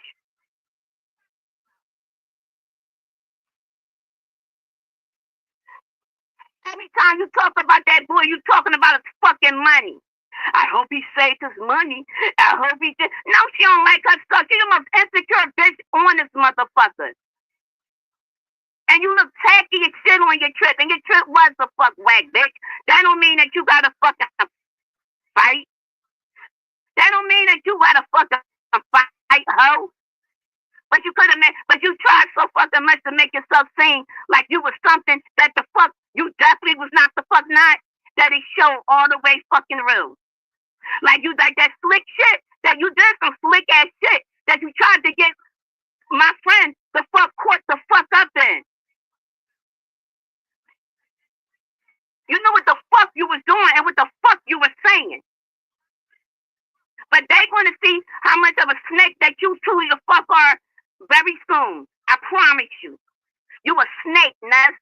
You a fucking snake. And bitch, you ain't even really fucking gay. Clock it and get the fuck into it. You know what you doing? You know what? Let me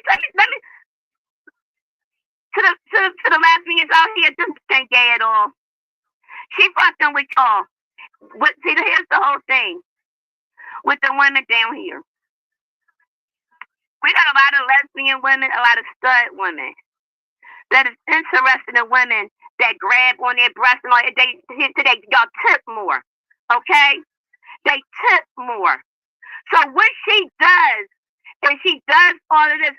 Basically, she is trying to emulate Firebase, but she don't have a face.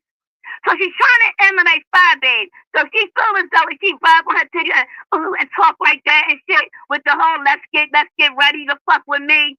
With the bitches doing, she's trying to entice. Yeah, bitch, I'm putting your whole motherfucking shit out there. What the bitch is doing is she's trying to fucking entice y'all.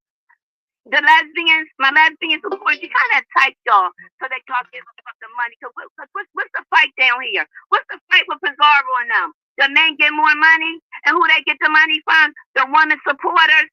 That's what she's doing. Not saying ain't bit of a motherfucking. Ask Jay none is not a fucking lesbian for real. Ask another lesbian if she's a real lesbian. That girl ain't no fucking lesbian at all. A lesbian, bisexual or not, you ain't turning that fast off of motherfucking pussy for dick that fucking fast. Bitch, you was in a whole fucking rehab making preserves, bitch. It ain't shit the fuck that you could say the fuck about me to fucking move me enough. And the only fucking reason I'm saying so a bitch you fucking set up there and fucking lie and try to say I give a fuck and what have I ever the fuck? Let me tell you something, bitch. Let me tell you something about me. When you know what I use ZX for? I'm gonna tell you what I use ZX for. I use ZX to put out fucking videos of a bitch that he the fuck was motherfucking chasing, bitch. How you wish he would chase the fuck after you? Yeah. The one that he truly was fucking chasing. To put videos out on that person. That's what I use them for. And everybody fucking seen it.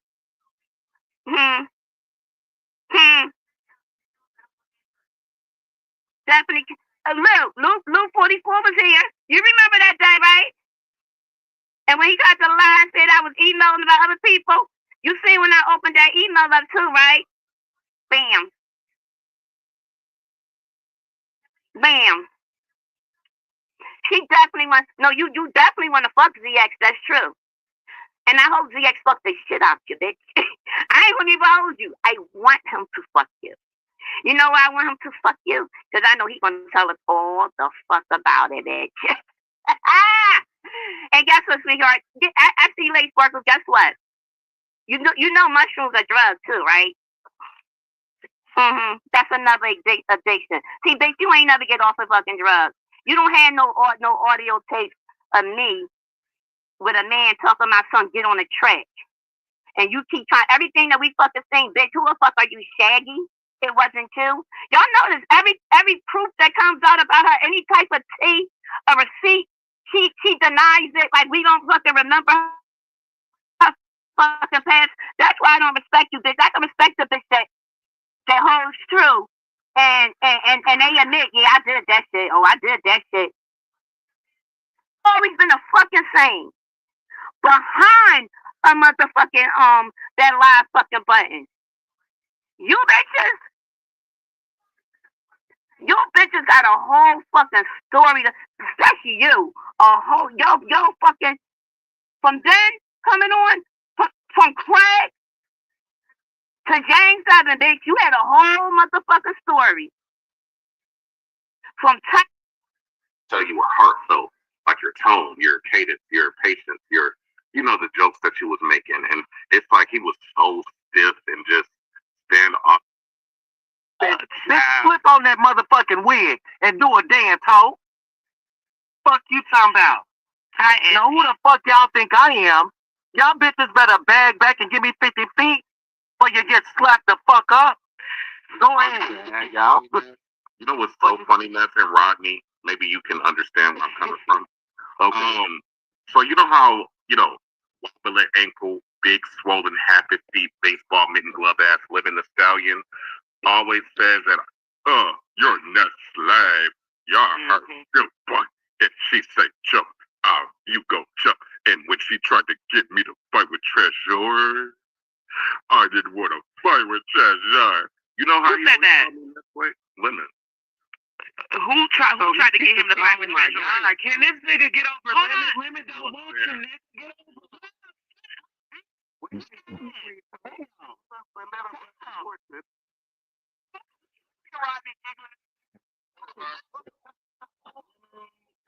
one question. Go ahead. I said that women says that all the time. Like he's a cassette tape at this. When did so he said that I tried to get him to fight with Treasure and he wouldn't do it? Yeah. What the fuck? He's right. There's a secret in that.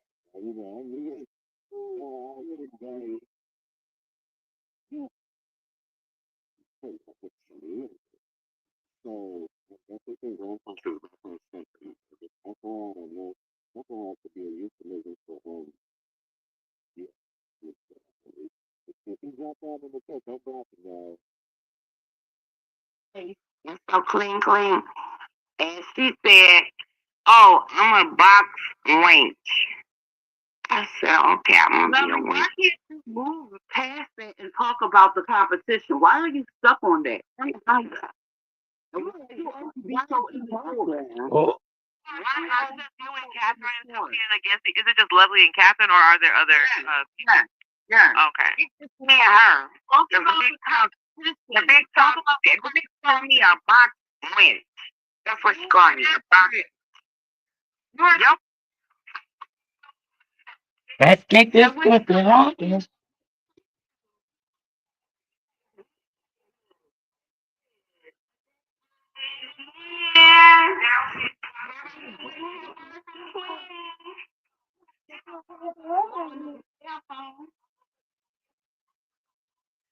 Give a fuck about what you might have to say. Cause you see, I'm a queen in the end, though. You see, where you're gonna be in the end, bro. Knowing nothing weird, nothing stuck in the hood. While I'm straight living, loving, looking real good. So talk to a nigga, fuck a nigga, get your own shit. So know that he's fucking with a wrong bitch. With a head on the shoulder, and with the top of that, a motherfucker. Don't trust no nigga. Don't trust no Christian. Don't trust no sissy. And don't trust no punk rock. God damn it, you can't trust none of these motherfuckers. You can't trust the bitch standing next to you. You can't trust the bitch on the side of you. You can't trust the fans. You can't trust no goddamn body, so they'll switch. Dumb bitch. Craig was there. Another makeup girl was there. The Three Stooges was there. Supposed to be the producers, the people that went to school for setting stuff up, the engineers and electricians and wiring, like real people. Who I see Three Stooges looking at me in my face. When they see McQueen's face, they already know, bitch, you about to rent that game on medicine, but bitch, I see you for who you really is, and you ain't gonna get too close to me. So I'm looking at them. They hi, hello. Mad and running around, arguing, cussing, fussing, mad, roasting. I'm Musan, boom. Something ain't right about the night. Something ain't right. I'm thinking in my mind. I went in the corner and prayed. I said, something ain't gonna go right about the night. I said, sis got these motherfucking demons in her house. Monique ain't no goddamn good. She switched it up, talking about she wanted Skype and all this carrying on. And now all these people in her house, it's so many different. Child, it's a shame and a scandal. Somebody go check on my low. Cause I gotta see the energy ain't right. When I went over to the Living Land roller coaster, it's not right.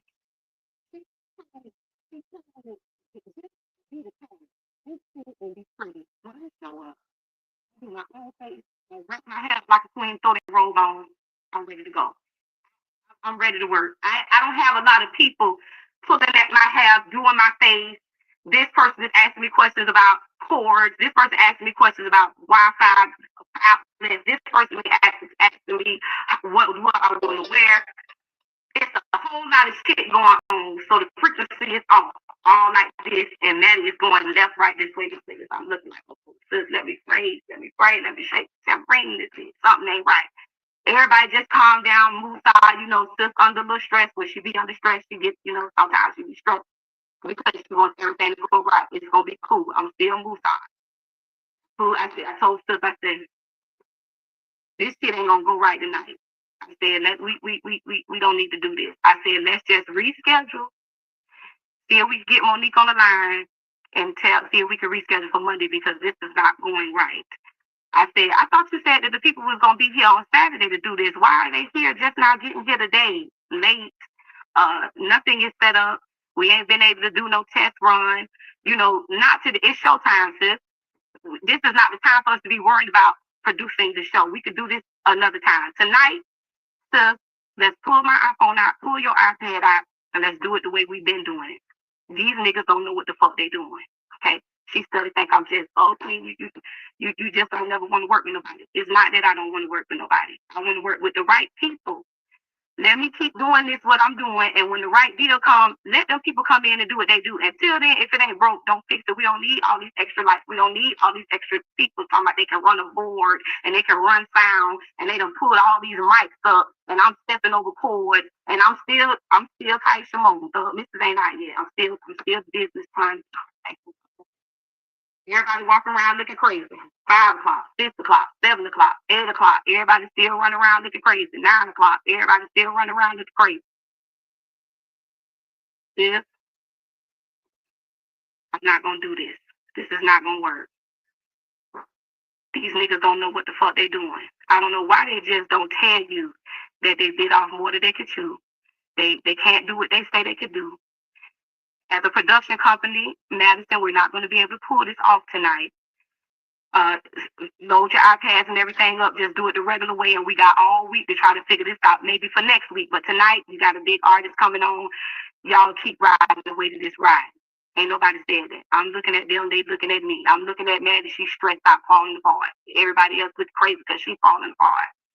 I want to let everybody try to get everybody to calm down, because once I get I'm in the blue, but it's steady rise from blue to green, orange. We almost at terror alert, and when we get the red, we got attack. So I'm trying to keep it between orange and yellow before it get to orange and blue, before it get to green and yellow. I go downstairs, I'm looking around, ain't nothing set up. I sit down, I'm getting heated because these niggas just sitting around, they looking stupid. They everybody just, and I'm like, the sister still, she trying to get dressed. She looking crazy, upset, not herself. We ain't nobody feel like joking and laughing. Bitch, you mad. These people that came to your house, done wrecked this game on you. They didn't tell you that they couldn't do it. Put these niggas out your house. Why you ain't put these niggas out your house? Just tell me. Give me the goal. To tell me to clear this bitch out. And I will clear this bitch out for you so we can get back to where we need to be to get this show done, because you're not prepared. You ain't ready, motherfucker. So we got, oh, Madison, we can do this. Oh, Madison, we got it. Oh, Madison, blah, blah, blah. Here you go, 10 o'clock. Nothing ain't ready. I already done made it in my mind. I ain't doing it. But now Mrs. is itching to come out ready. So I'm like, Madison, like, it's 10 something, let's get going. So when y'all see me on the camera, I'm ill. Like, no, she is not saying let's get going. I know they are not trying to tell, and nothing is hooked up right, and the lights ain't right, and the sound ain't right. Where are we going? Down the drain? Hook the motherfucking iPad up. Boom. She started hollering. Okay, so is it ready? We can fix it while we're working. We can work on the lighting and the mic and stuff while y'all working. So I'm like, why are we working? Bitch, you're not gonna work on no light. You got me looking like I'm in outer space, like a lampshade ain't on the lamp. Bitch, I'm extra white. Bitch, I'm so white. That's what clicked my brain. That must have been in the fucking place when I clicked that into the reality. When I seen how bright I was on that motherfucking screen. So Mr. say, bitches. I'm like, ring. Look how fucked up these motherfuckers got us looking. We was looking fine with my motherfuckers. Put the iPad back on, sis. I see the light. No, you're not gonna goddamn fix it while we're recording. Bitch, it's showtime. We get ready to do a show. We ain't got time to be talking about no technical things. So I'm like, tell niggas, why is y'all all now stop Mr. Guy? Why y'all all sitting around here looking stupid? Why don't somebody tell her that it's not going to work?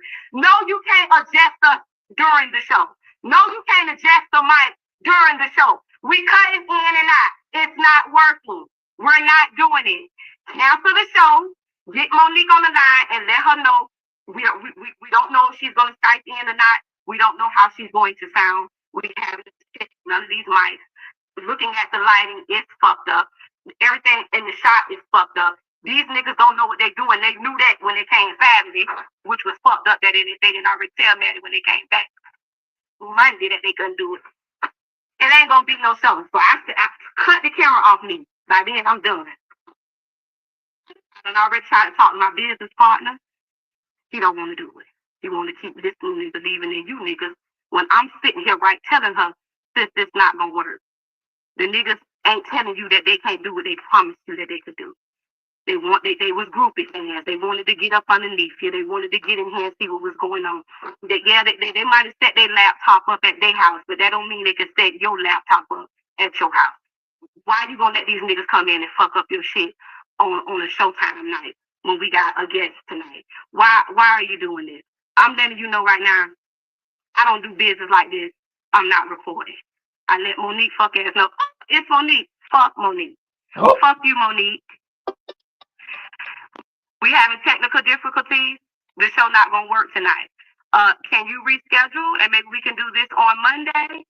Her answer was no. That let me know, bitch. You ain't trying. You sitting here enjoying everything that you seeing because all this going on. Just so excited about Monique. She got Monique filming everything that's going on behind the scenes. Why is Monique filming everything that's going on behind the scenes? Did I tell you to get Monique on the phone and tell her that we're having technical difficulties? The show will not go on. They know the show must go on. If the show is fucked up, 5 hours, 3 hours, 2 hours, an hour before you go live, and you don't jump in and say, get the talent on the line, let them know our cameras is down. How the show gonna go on and our cameras is down, the lighting is down, the sound is down, and we looking like Marxists on the screen, bitch. Child. All of this spawned a whole fucking sector.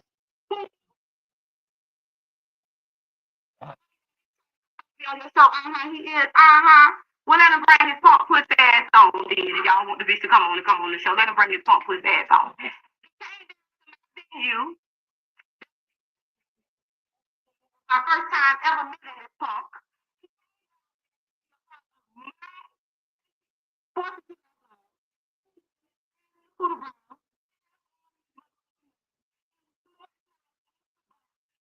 He was Wonder Woman invisible. He pulled up in an invisible car and had an invisible nose, and he was invisible. Like none of us didn't see him snorting powder in and out the bathroom and on the corner of the bar.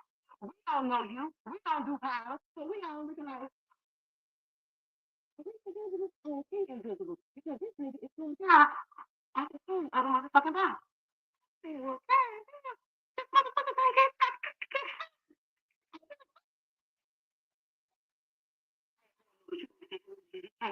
customers and people in here. He can't just be asking on how the donuts out here in public like this. This company got a real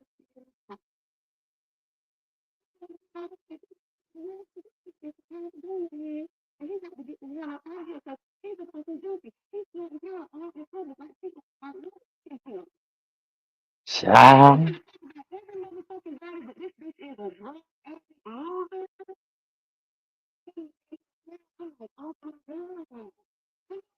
I need to kind of roast and toast, and this bitch is a drunk addict. So we can't keep him.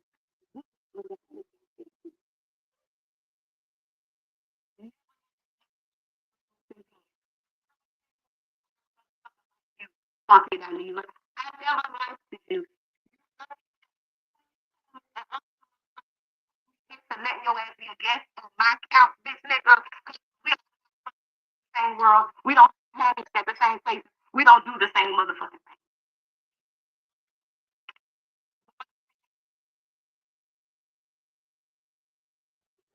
I don't give a fuck about what you might have heard, bitch. Bitch, I'm never gonna be homeless. Bitch, I'm never gonna be no hoe. I've been called a bitch, but I ain't never been called no hoe.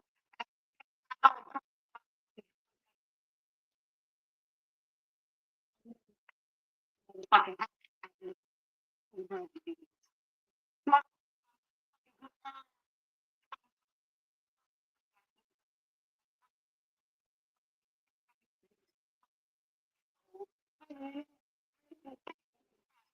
two bitches, 1 minute.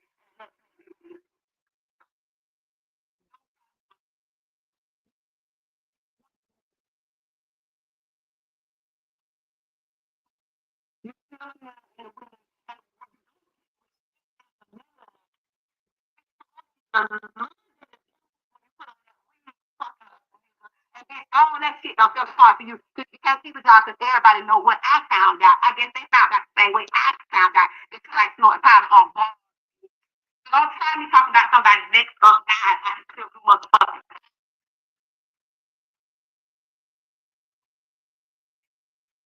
Only lie, bitch.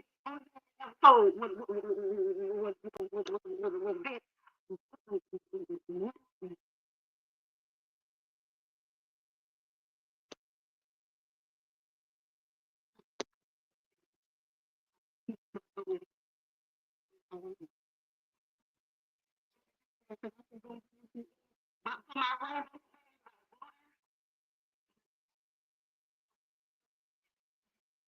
You lucky some shit I do.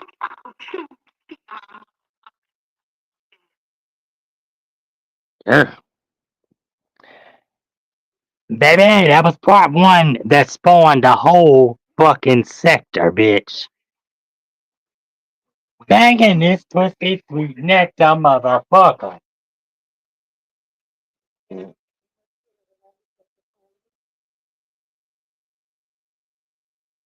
Bitch, the sectors are at war, whore. The sectors are at war, whore. Damn. The gangsta boogie shaking in the oogie woogie.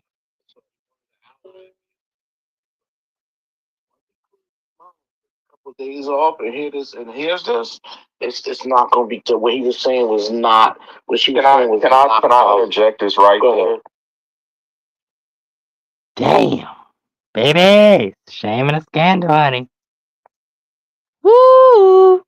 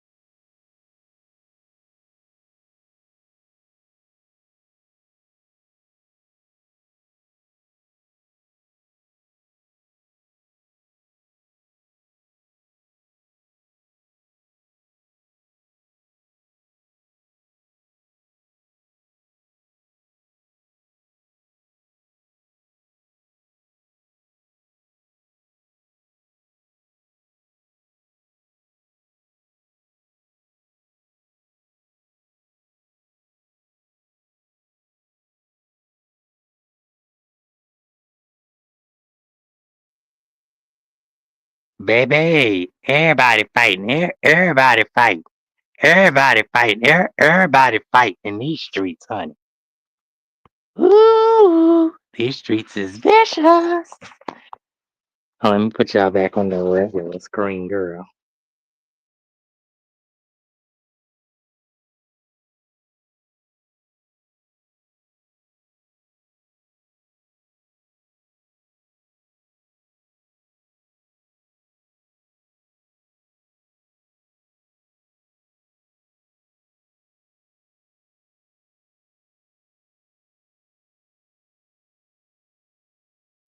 Hey, y'all. Everybody fighting. Everybody fighting. All right, we in the building. Hold on, y'all. Because, girl, these streets are vicious. Magically delicious. They'll talk to one of my babies, honey, girl. Hmm. So, yeah, y'all. So, the plot thickens, baby. That beef got thick, okay? Thick, thick, thick, thick, thick in these streets.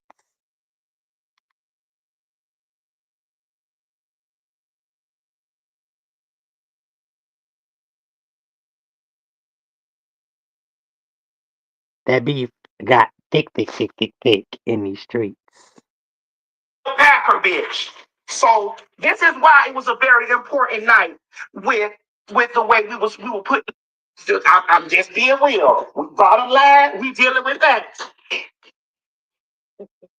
So That night was the biggest night for Monique when Monique was coming. The reason why I was trying to get the situation together like I was getting it together was, one, because we had executives and networks that was watching us. We had executives and networks that was watching us. That was my Tuesday morning. We received an email from Will Packer. Let me scratch out his name. Because they don't need to see this name. It's on that. Yeah. Motion detector. Let me scratch out his name. Tuesday morning, we received.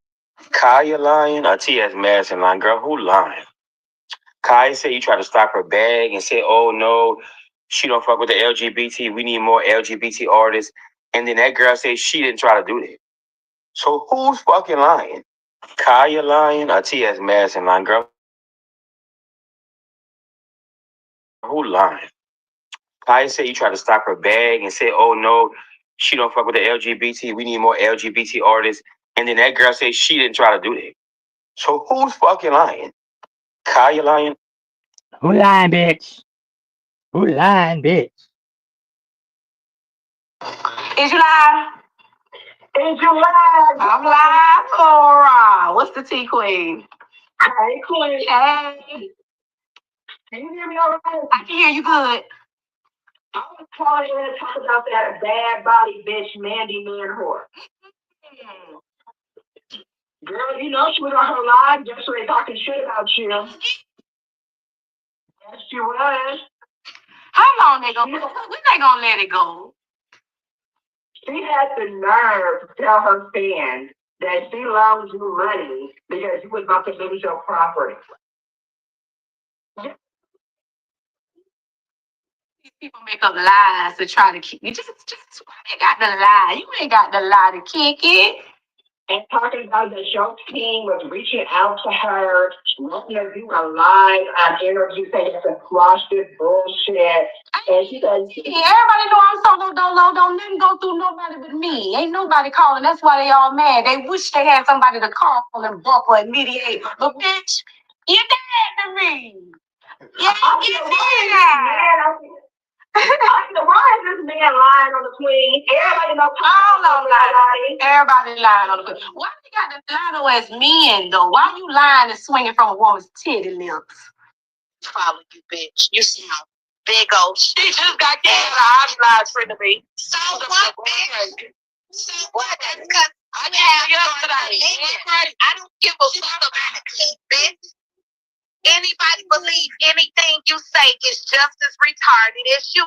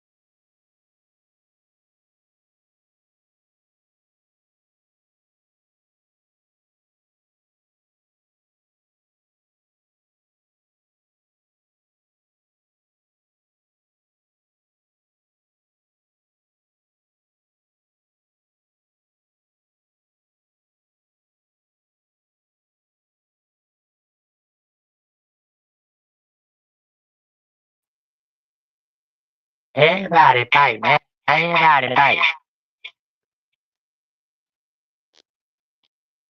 Let's go, nigga. Ciao. Everybody fight. Everybody fight.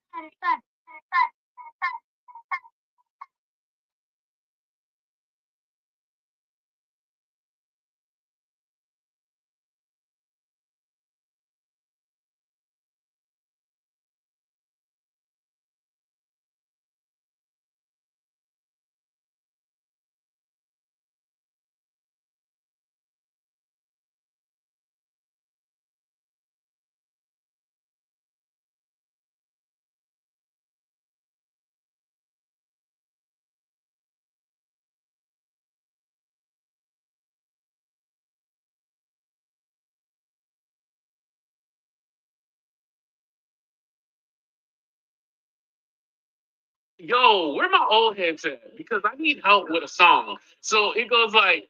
I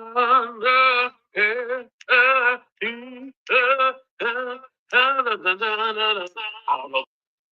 I gotta follow me. Follow me. Follow me. Oh,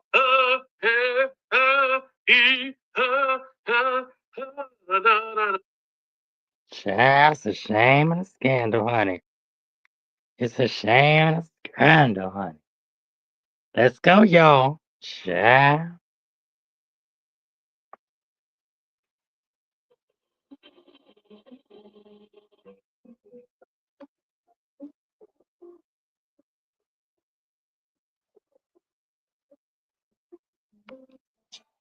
Small business owners across the country are using Amazon to pick up, store, and deliver their products.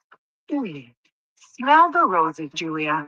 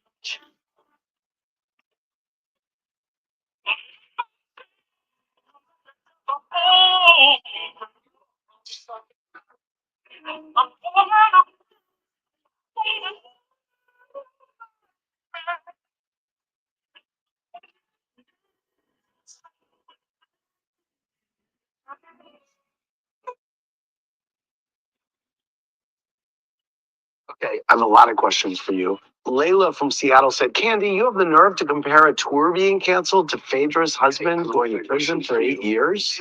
If Todd were locked up, you would want someone by your side to support you. First of all, the tour being canceled was not the only thing that was going on in my life at the time. I had a lot of other personal issues going on. I also had a family member that was going to prison at the time. Really? That was close to me. I also had, whatever else was going on in my marriage, family. And on top of that, the play was being canceled, but it wasn't just the play being canceled. It's just that I had to fire all those people, and all those people were dependent on me. So, yeah, I was stressed about that. To me, I think everybody is watching this show and they're, listening to Phaedra tell them, oh, Kenny hasn't been there for me, da, da, da. But never once, whenever we had a conversation, I never got that from you. I never got that from you. So I was totally caught off guard. And to see and watch back, I'm like, really? I can't even believe you was doing that. That really tripped me out. Because I'm like, okay, if you was really feeling like that, you could have easily let me know. We had talked. We had not been talking every day. No, we had not. I had not texted you every day. No, I had not. But it was not no months that was going by without us talking. In the way when I'm watching, you would think that it was. So I was thrown. Any response to that?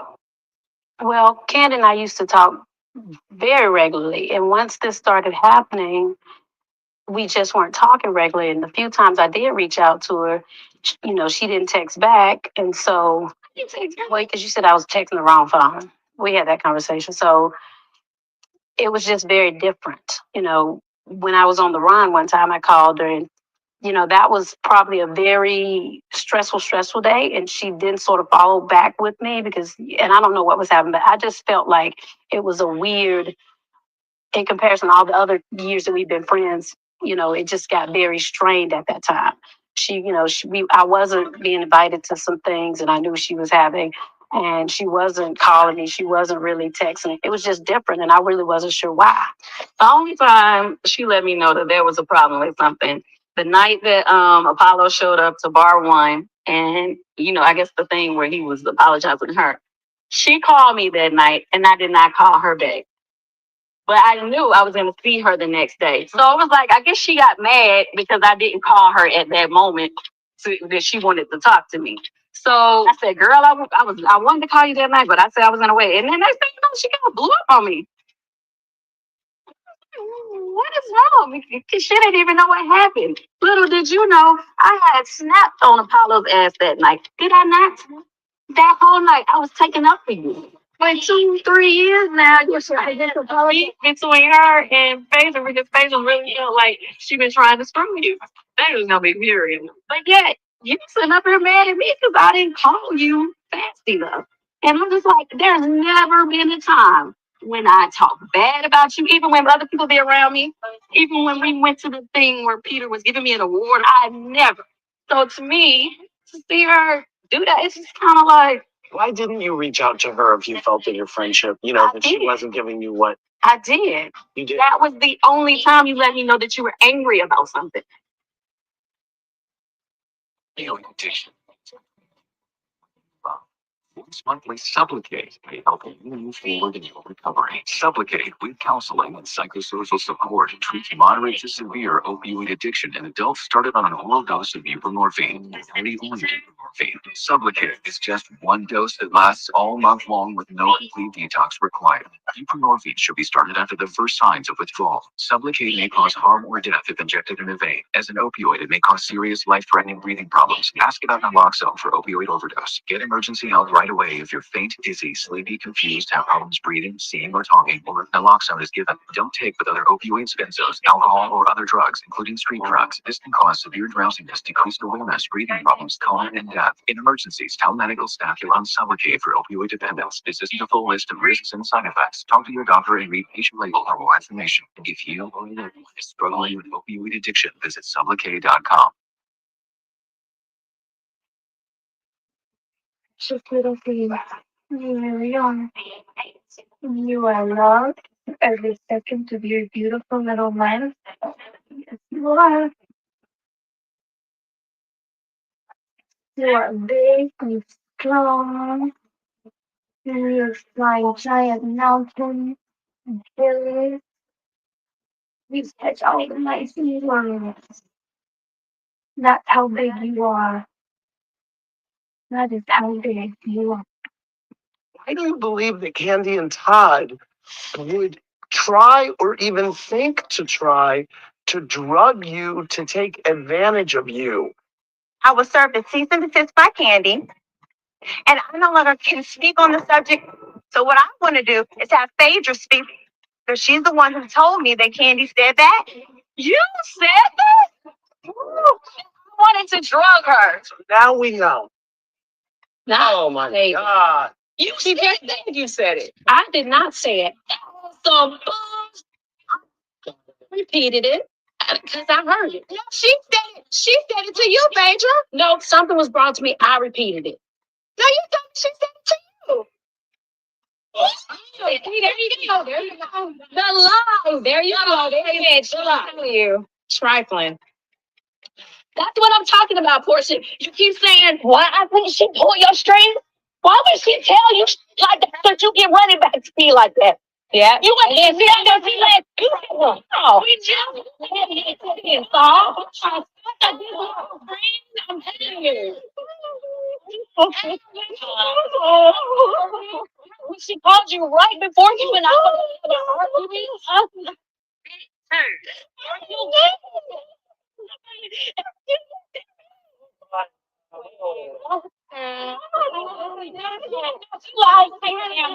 I would never say something like that to you. You know what told me in truth and tears even coming out your eyes. She kept repeating, whoever told her this said that I told them that I was going to try to drug her. Now she's saying you told her that I told you that. I did not say we were sitting at that table in Hawaii, and I kept asking you, why would she think that? Let's be clear, Phaedra. And you know, I have fun. But the one thing I would not do, I would not do no stuff about no drugs. I need this fool tried to turn around and said that we tried to drug her. You knew that you told her, Candy. Phaedra, I re-asked you, and you said that Candy told you. Said yes, she did.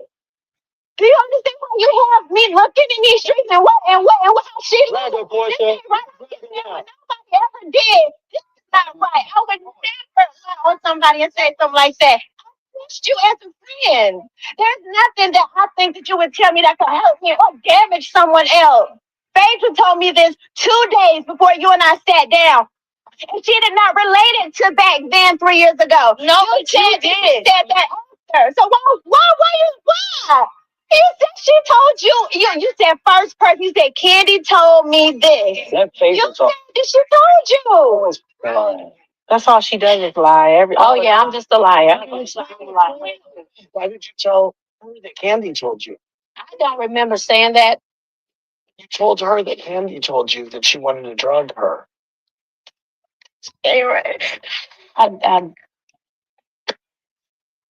This is crazy. I mean, we have all said a lot of reckless stuff, but I felt like at that point, when it was even implied that Candy was trying to drug Portia and rape her, that's when I thought it went way too far. I want to hear from Phaedra because Phaedra, why repeat it or why say it? I mean, right. And why tell it to someone else? Repeated it because I heard it. You repeated it. You gonna have to stop saying that, or I'm like, I need to move. You got to stop saying that, Phaedra. Now you know damn well the day you told me that 2 days before I sat with Candy, you said she told you firsthand.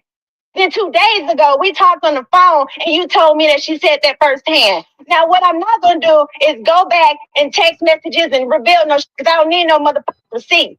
But now we're going to tell the truth now because you got me out here looking like a goddamn liar. And that I'm not. I'm not going to let you defend yourself by saying that you repeated something because you told me for a fact that you said it. Now, come on with the real now. I'm not saying I didn't say it. I'm saying I repeated. Phaedra, you know what I'm saying to you? I didn't say it. You knew she was bringing it out on television. I mean, why? Are you that mad at her? No, I'm not that mad at her. I mean, do you think she was capable of it? I was repeating something. I shouldn't have repeated it, but you set her up to say it. You used me. She used me to hurt you. Why tell Portia you heard it directly from Candy? I mean, at the time when I was giving her all the information. I mean, I say a lie. Just say a lie. Like we respect that man. You gave her a whole bunch of stuff to say to me. No, and when you saw us each other at the White, as a person who knows me, knows that I don't do drugs and deal with anything with any drugs. But then on top of that, as an attorney, why would you repeat to say somebody? You know it's dangerous. Do you know people with comments by hashtag Candy, aka Bill Cosby? Do you think that's cool? Y'all know how much I care about my business and my brand. Yeah. And y'all just sit up there and say some shit like that. It's like, to me, it's one thing to say, oh, she messed with this person, she did that. It's like, whatever, we throw shade, whatever, but drugs? And you would believe and go back and repeat that I would try to drug somebody? You should understand that drugging somebody while they're drinking and taking them home is rape.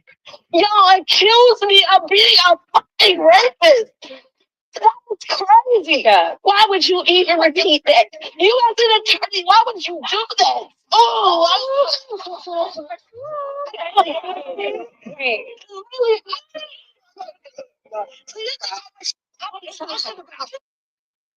you're at your child's house. It's a shame and a scandal in these streets, bitch.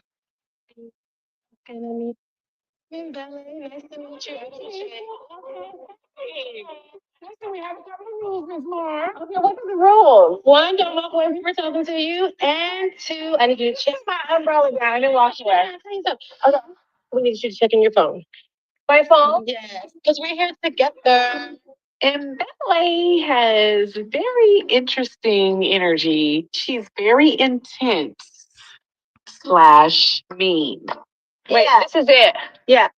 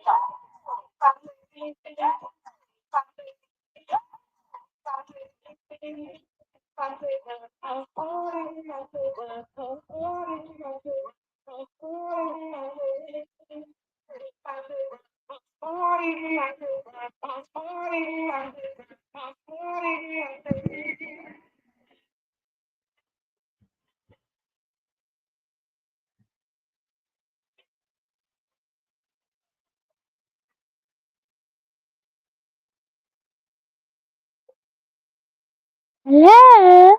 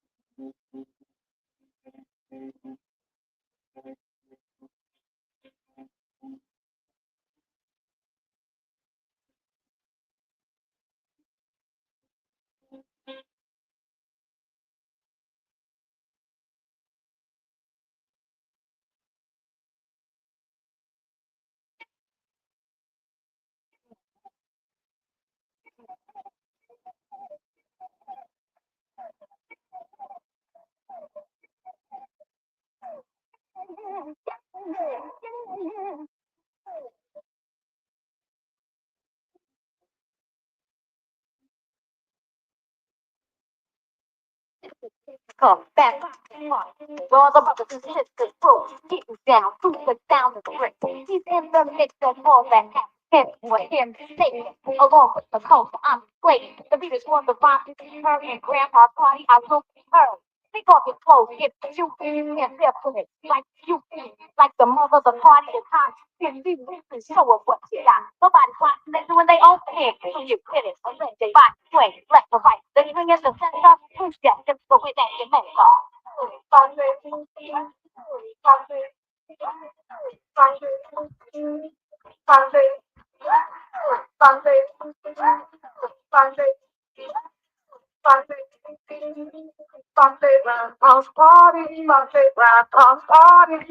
Grandpa's party.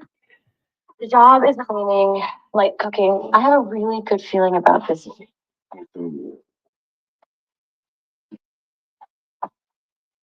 I have a really good feeling about this too. December 19th, rated R.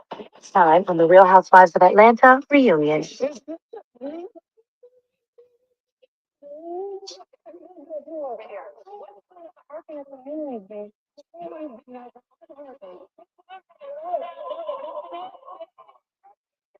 by Gemini. Marlo, I asked you to please be private about our sexual.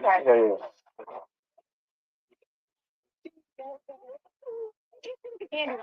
And see, you always talk about, oh yes, you're stand up, honey, but you could never put all the stuff in your face. It's a little thing called discovery. Her phone number appears in Mark's phone record. You will have to appear in court. Here is your subpoena. Candy, is there a chance you saw it wrong? I definitely saw her. Okay. I didn't imagine it. That was Candy Go to Live. That was Candy Go to Live.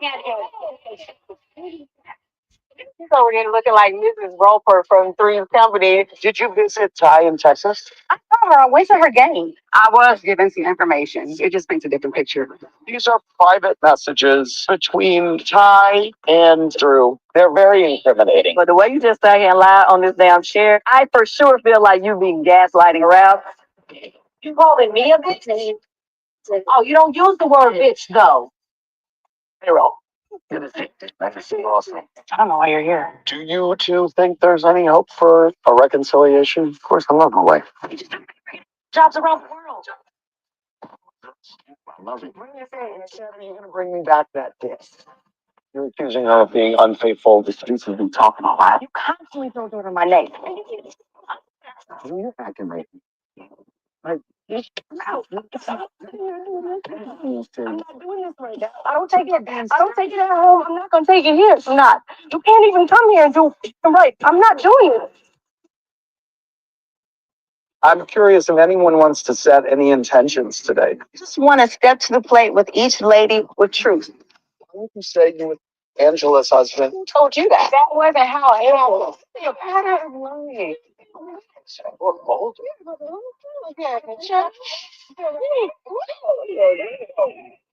Coming up on the three-part Real Housewives of Atlanta reunion, how do you feel about frickin' Fox revealing all about your affairs?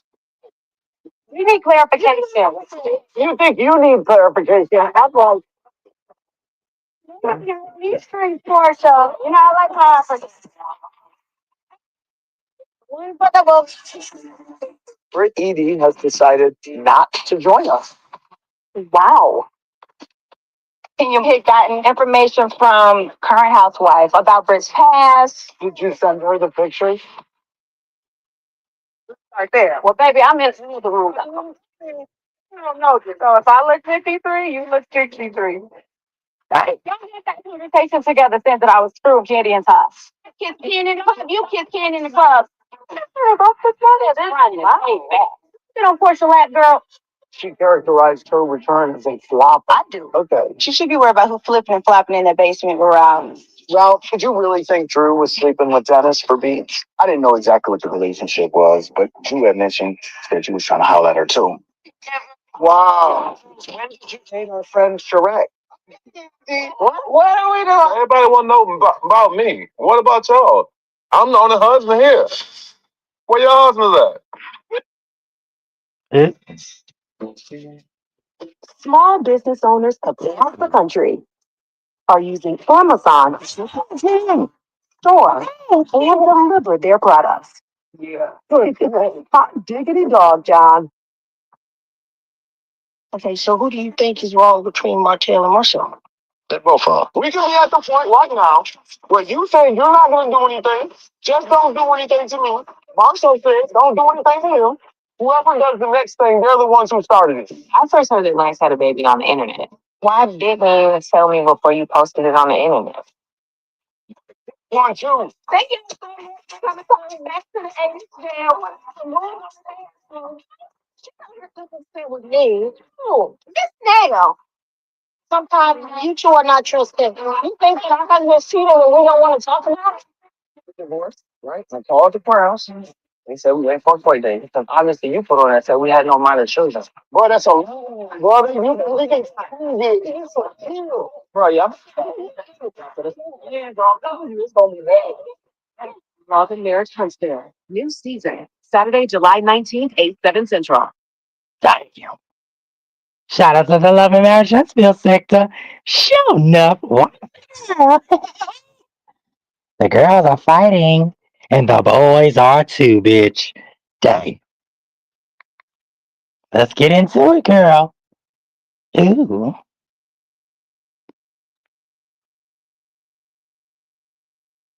Yes, honey. Okay? Because they don't Oh want my me to God. talk. Well, let me say this for my protection. The apple, the big snapple. Let's Okay, get it. do the big apple. Please, now. The first what? Ah, Kevin first. Okay, she went and took. Chat GPT is gonna kill.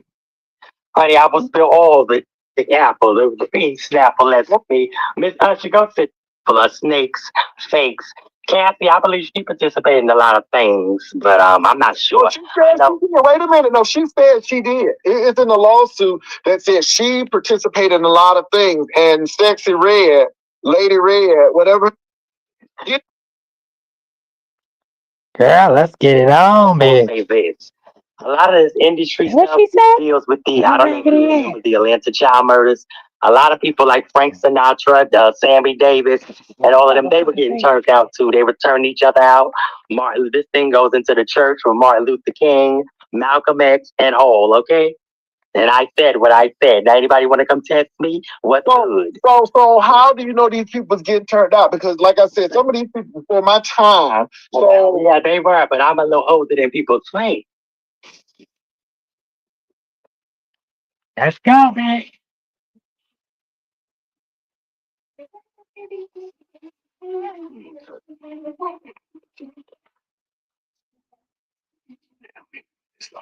What's going on, y'all? I want to talk to you about some stuff. And it's been on my heart, so I want to speak on it. Hi. Good evening. Hope everybody's doing amazing. I am speaking to my brother about making a declaration of my experience.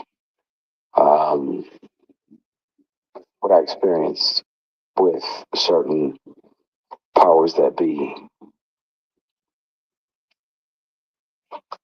that were moving inappropriately. And I really, like, this is my bone marrow to discuss that because thankfully God built me the way that He built me, but I'm not sure, based on this person's claims and brags, that he's literally got. At the same time, this person was sexually harassing me for years.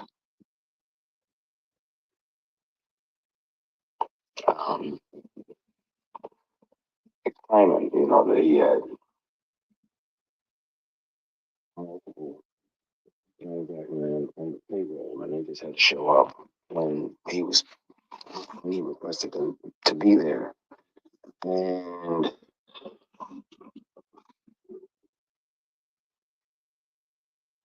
clearly, that's why it felt to him that it was okay to say these things. And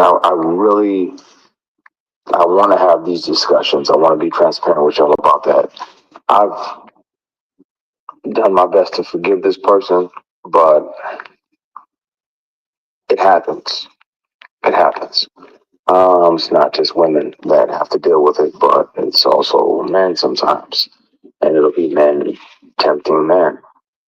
And that's why a lot of my posts over the last few years have been about taking the scenic route, taking the long way around, because if that means that you can carry your integrity with you, then, and it's 11/11. Thank you, Heavenly. Wayne Williams told reporters at a press conference in June that he didn't know any of the victims on the task force list. Investigators immediately began beating the bushes then, and the first evidence that Williams may have been lying came from this Atlanta family. The FBI found John Laster, his brother Lou Jean, and niece Michelle Davis shortly after Williams became a suspect. John told agents and the jury today that he was good friends with Joseph Bell, and that both knew Wayne Williams through a radio advertisement promoting his talent agency. Well, you say you know. Huh? You say you know. And I told him one day I'm going to school. He said, I know him. JoJo knew Wayne. Mm-hmm. He said, why is him? He said something like he heard him on the radio or something, he's announcing that on the radio about, different kids up for a career or something. John's brother Eugene had even stronger testimony, telling the court he saw Bell get into a car with Williams the day the victim disappeared. But by far the most credible and damaging witness for the state was this man, identified today as Kent Hinsman. I talked with him last June after FBI agents heard his story. Hinsman repeated that testimony today, how he met Williams at a local recording studio back in 1980. And there with Williams was a teenager by the name of Joseph Jojo Bell. That particular evening, that many people didn't show up. I remember JoJo because he came in and he sang for a few, he sang a few tunes, and he had a very good voice. And I was asking Wayne what was he gonna do with him. Wayne said he was gonna sign the guy to a contract immediately. The reason that this guy stands out so much in my mind is because I rode back downtown with Wayne Williams, a girl by the name of Carla, and JoJo Bell. In a very dramatic part of his testimony, Hinsman recalled a conversation he had with the suspect about the child murders. I asked him once, I told him I felt like I was on the same wavelength with this killer. He said, yeah, he kind of shied away from it. Once we were discussing something about the kids, and he said, they keep their asses at home. Maybe they wouldn't get caught. The moms ought to take better care of them.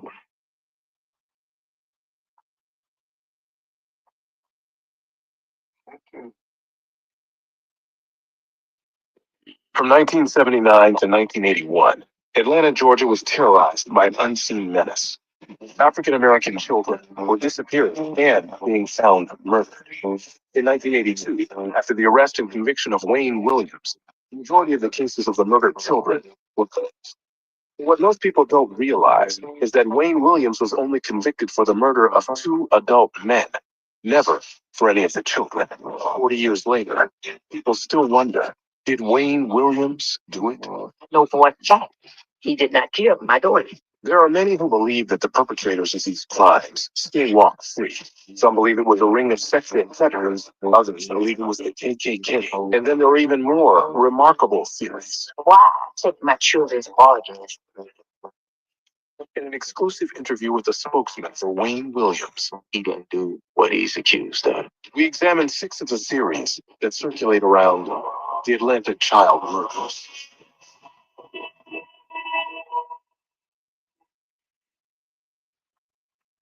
In 1979, Atlanta was enjoying a renaissance. This is just over 10 years after the murder of Dr. King. Atlanta and a lot of other cities throughout the country, but especially throughout the South, were just figuring out their race relations. It was a time that felt very progressive. When Black children began to show up dead, that progress seemed to halt. It put the city on the brink of a real racial catastrophe.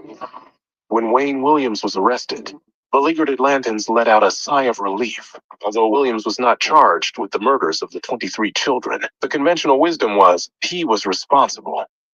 I think that at that time, Atlanta needed this to go away.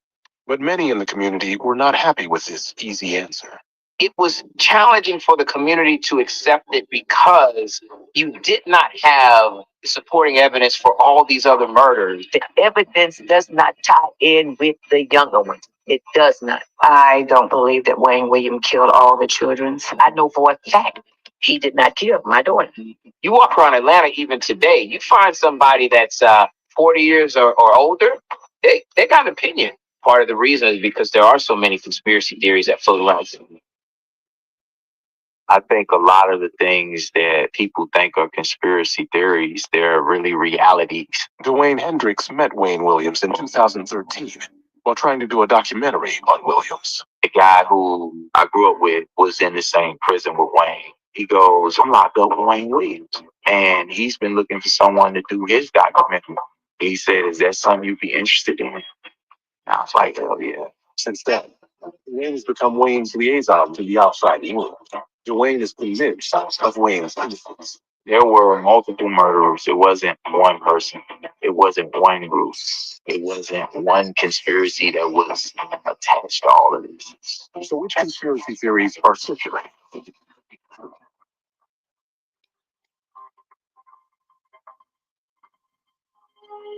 If you grew up in the South, you knew about the KKK. Word was you never know who's in the Ku Klux Klan. If you're not careful, they'll come and get you at night. A lot of the Klan activity had been pushed to the fringes, which a lot of people felt made them more dangerous. Now, in theory, I'm going to school with their kids. I don't mean a threat like these are people that don't like you, that may be mean to you. I mean a threat that these are people that will kill you. In the Black community, we're thinking that the Klansmen had a lot to do with it. We couldn't think of anything but the Klansmen. In particular, a man named Charles Sanders is thought to have been responsible for the death of Lubie Jeter. The name that people know is Charles Sanders. Charles Sanders, who was associated with the white hate group, maybe even the Klan. Allegedly, Sanders was angry because Jeter had scratched Sanders' truck. A 1986 Spin magazine article quoted a police informant who said he was with Sanders when Sanders saw Jeter and remarked, "See that black bastard? I'm going to get him. I'm going to choke the black bastard to death." It is alleged that Sanders had threatened to kill Jeter. Jeter was subsequently found dead. Not only did he say that they killed Lubie Jeter, that they killed more children and that they were going to start killing little girls as well. So what happened? Why wasn't Sanders prosecuted? Authorities said they had no evidence connecting Sanders or the KKK to any of the murders. Wayne Hendricks believes the authorities suppressed the evidence to protect Sanders. You had guys that were police officers that were KKK. You had people that were firemen that were KKK. You have certain orders from your KKK superiors. You don't share vital investigative work that I may need to solve this murder. While the allegations against the KKK never led to any convictions, another sinister group was also under suspicion.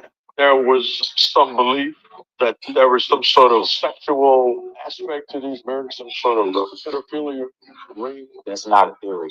That's a reality. For years, it has been believed that Uncle Tom Terrell, a known sex offender who lived in the area where most of the murders were committed, was responsible for some of the deaths. Tom Terrell was one of these folks that supposedly ran in a lot of some trafficking. They called his home Uncle Tom's Cabin. He's on news footage openly admitting that the little boys were at his house. The little boys that disappeared and were found murdered. He's openly admitting this. And then there's the case of Clifford Jones. Some believe that he died at the hands of another sex offender, Jimmy Brooks. Clifford Jones's brother, Emmanuel Williams, backs up the theory that Jamie Brooks was responsible. People had kidnapped my brother, a man named Jamie Brooks. These guys held my brother captive in a laundromat, and they raped him and beat him all day long. One of the people stood in the doorway watching my brother get raped, crying, screaming, saying he wanted to go home and saying that he was going to tell his grandmother, and said that the dude, Jamie Brooks, put a rope around his neck and pulled on the rope. Clifford was 12 years old. It breaks my heart. I felt like the police, they didn't really care. They waited 2 years to even question Jamie Brooks. Brooks was never officially tied to the murder of Clifford Jones. Jones is among the children connected to Wayne Williams. Unlike Williams, however, Brooks was convicted of a child-related offense. Jamie Brooks ended up going to prison for another child sex crime and died in prison of AIDS. Not everyone accepts the pedophile theory. Well, if he wanted a scapegoat, these would be the people. When the evidence came out about the examining of the bodies, they didn't find evidence that there was any kind of sexual activity. There's getting evidence. Prosecutors were about to accuse somebody of killing because they've committed some other crime or because they're not a good person. While the children bore no signs of sexual assault, some of the bodies found were missing organs. This has led some of the victims' families to allege that someone was killing the children to harvest their organs. Different parts of their children's organs was being removed. You're talking about the kidneys, the liver, the penis. Why take my children's organs? It's very important that the world know that it was like robbing organs here in Atlanta. This theory was popularized by Dick Gregory, a comedian and activist who had become obsessed with the Atlanta child murders. The late comedian Dick Gregory alluded to some conspiracy with the CDC appropriating these kids' bodies for their DNA. And the Center for Disease Control, which is headquartered in Atlanta, had some kind of survey going on. Some people thought this was some kind of plot by the Center of Disease Control to kill these young boys. According to this theory, the perpetrators harvested the sexual organs of the young men. One of the mothers that I've interviewed, she sat in front of me and cried, tears. I saw hypodermic needle marks in the genital areas of these children. I know all about the experiment. You tell me why a hypodermic needle marks on both sides of the boys' penises. Dick Gregory and I met with a scientist. A lot of things was explained to us. Showed me how one thing taken from a child at a certain age before puberty could wipe out cancer. This thing is a protein called interferon. Interferon is now used to fight cancer. And now, in 2019, if you go Google interferon, you're going to find out that it's used in cancer medication. Somebody has to account for why those marks were there. What? The CDC isn't the only government agency that has been implicated in the Atlanta child murders. Wayne even goes so far as to suggest that the CIA was involved. He builds this claim on top of another claim that he, as a young man, was recruited by the CIA for secret missions. He was recruited into the CIA joint officer program, and he went on 2 missions. He saw 2 villages in Africa wiped out. Women, children, all dead. He still to this day doesn't know if that was experimentation with a chemical biological weapon or experimentation with the HIV virus. That's when he came back. He said, I don't want no parts of this. Wayne claims that the CIA was upset with his leaving the exclusive program. As retribution, they were involved in publicly pinning the Atlanta child murders on him. People told him that he would regret it. Other than Wayne's story, there is no evidence to support this theory. You know, it's flight of fancy kind of commentary. There's just enough history of people being framed, especially black suspects being framed, being wrongly convicted. Then the more you listen, the more you think, well, maybe not. If the murders weren't perpetrated by the KKK, child predators, or the CIA, could it have been a serial killer? Prolific killer Edward Edwards was caught in Atlanta just after Wayne was arrested, and the child murders had peaked. A master of deception, Edwards was alleged to have connections to Georgia law enforcement. She was a GBI informant. She was known to take hair fibers, DNA samples. He was known to even have sex with men to be able to get DNA, to be able to pin crimes on other people. And he operated for over 50 years. While it's true that Edwards was in Atlanta during the time of the murders, and that Edwards was a con man who cozied up to Georgia law enforcement, there is no evidence to tie Edwards to any of the Atlanta child murders. Finally, there is a theory that a killer is being kept safe by his family's money. Venus Taylor claims that a member of law enforcement confided in her about the real killer of her daughter, Angel Lanier. The person that killed your daughter told me that he killed him. I say, and you're not going to arrest him. He said, we really can't. I said, why you can't? Because he's mentally ill. I said, just because he's mentally ill, you're not going to arrest him. He said, well, it's a little more political than that. I say, what you mean? He's from one of the richest families in this city. Money talks. He said that it'll never go to court. It is 30-some years later, and that hurts. It hurts real bad knowing that, money's power and it keeps you out of jail. With all of these theories muddying the water, is it possible that the truth will ever emerge? The question does come up frequently, is Wayne Williams act alone the only person against whom there is enough evidence to convict of these offenses is Wayne Williams. In some cases, I think, there is someone with Wayne, we may never have enough evidence to show who it was. The murders remain a stain on Atlanta and America. The victims' families continue to seek answers. Does anybody remember these victims? And the answer is not very much. They remember Wayne Williams, but they don't remember these kids. The near invisibility of these young victims has an echo in today's marginalized communities. The story might be 40 years old, but in some ways, it's more relevant than ever before. These were Americans that were murdered, 16-year-old Patrick Rogers was last seen alive on November 10th when he left his apartment at the Henry Thomas Housing Project to walk his little brother to the bus stop. The days following the disappearance were grueling for his mother, Annie Grace Rogers. Patrick had been in trouble with the police before, burglary charges, and police thought he might be hiding out. They did not believe Rogers' disappearance had anything to do with the 15 Atlanta missing and murdered children. Then on Sunday, December 7th, the body of a black teenager was dragged out of the Chattahoochee River near Paces Ferry Road in Cobb County. Police compared the dental records of the decomposed body to Patrick's records. They matched. Cobb police still aren't sure how Patrick died or who may have killed him, but considering his burglary record, they are investigating to see if there were any burglaries in the Paces Ferry area around the time Patrick disappeared. Patrick's brother thinks that's ridiculous. Yeah, just face the fact and know that he was killed. Ain't nobody gonna go way out in Cobb County, especially if they don't know their way.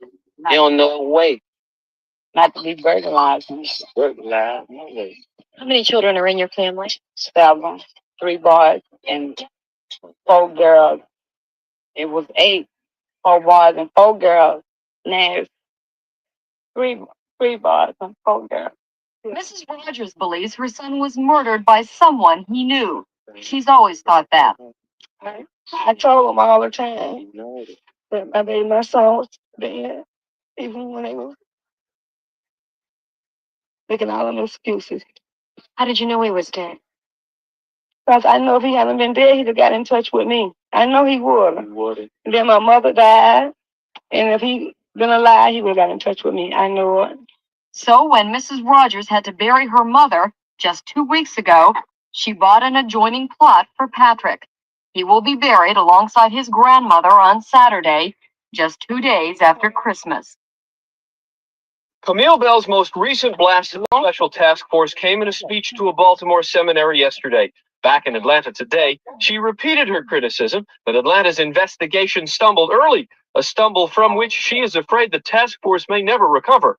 These cases were not investigated the way they should have been investigated, the way they would have been investigated had these kids come out of a different socioeconomic group. So a lot of things were lost along the way. Even the autopsy reports on those original few kids, like the first 4 or 5, were relatively scanty, which meant that we lost a lot of things that may have been clues. If there were any clues at that point, we overlooked them and lost them because nobody saw this as anything super unusual. I mean, after all, these are inner city kids. If inner city kids get killed, unfortunately, nobody cares but inner city kids' parents. Mrs. Bell keeps pounding away at the leadership of the city, accusing it of a failure to lead in a crisis. But there is a form of criticism being leveled by those responsible for the investigation. Special agent in charge of the Atlanta office of the FBI, John Glover, took time out after speaking to the Rotary Club this afternoon to say that news reports on certain aspects of the investigation may be going too far. I personally feel that our killer or killers is an individual or individuals who has an insatiable appetite for the news. And the more information that is out and that is available to the general public, is also available to him as well, which therefore makes our job from a law enforcement standpoint even more difficult. But it is Camille Bell, again, who captures the frustration of a community which sees symbolic gestures instead of progress. Everybody is busy doing things like having door-to-door canvases. I am almost certain that if you knock on the door of the killer, he's going to say, "Oh, yes, I did it. I confess." Or inviting in 5 top cops, but not using Atlanta's top cops, then I have problems with that. You can't tell me you're doing everything when I can look around me and see everything not being done.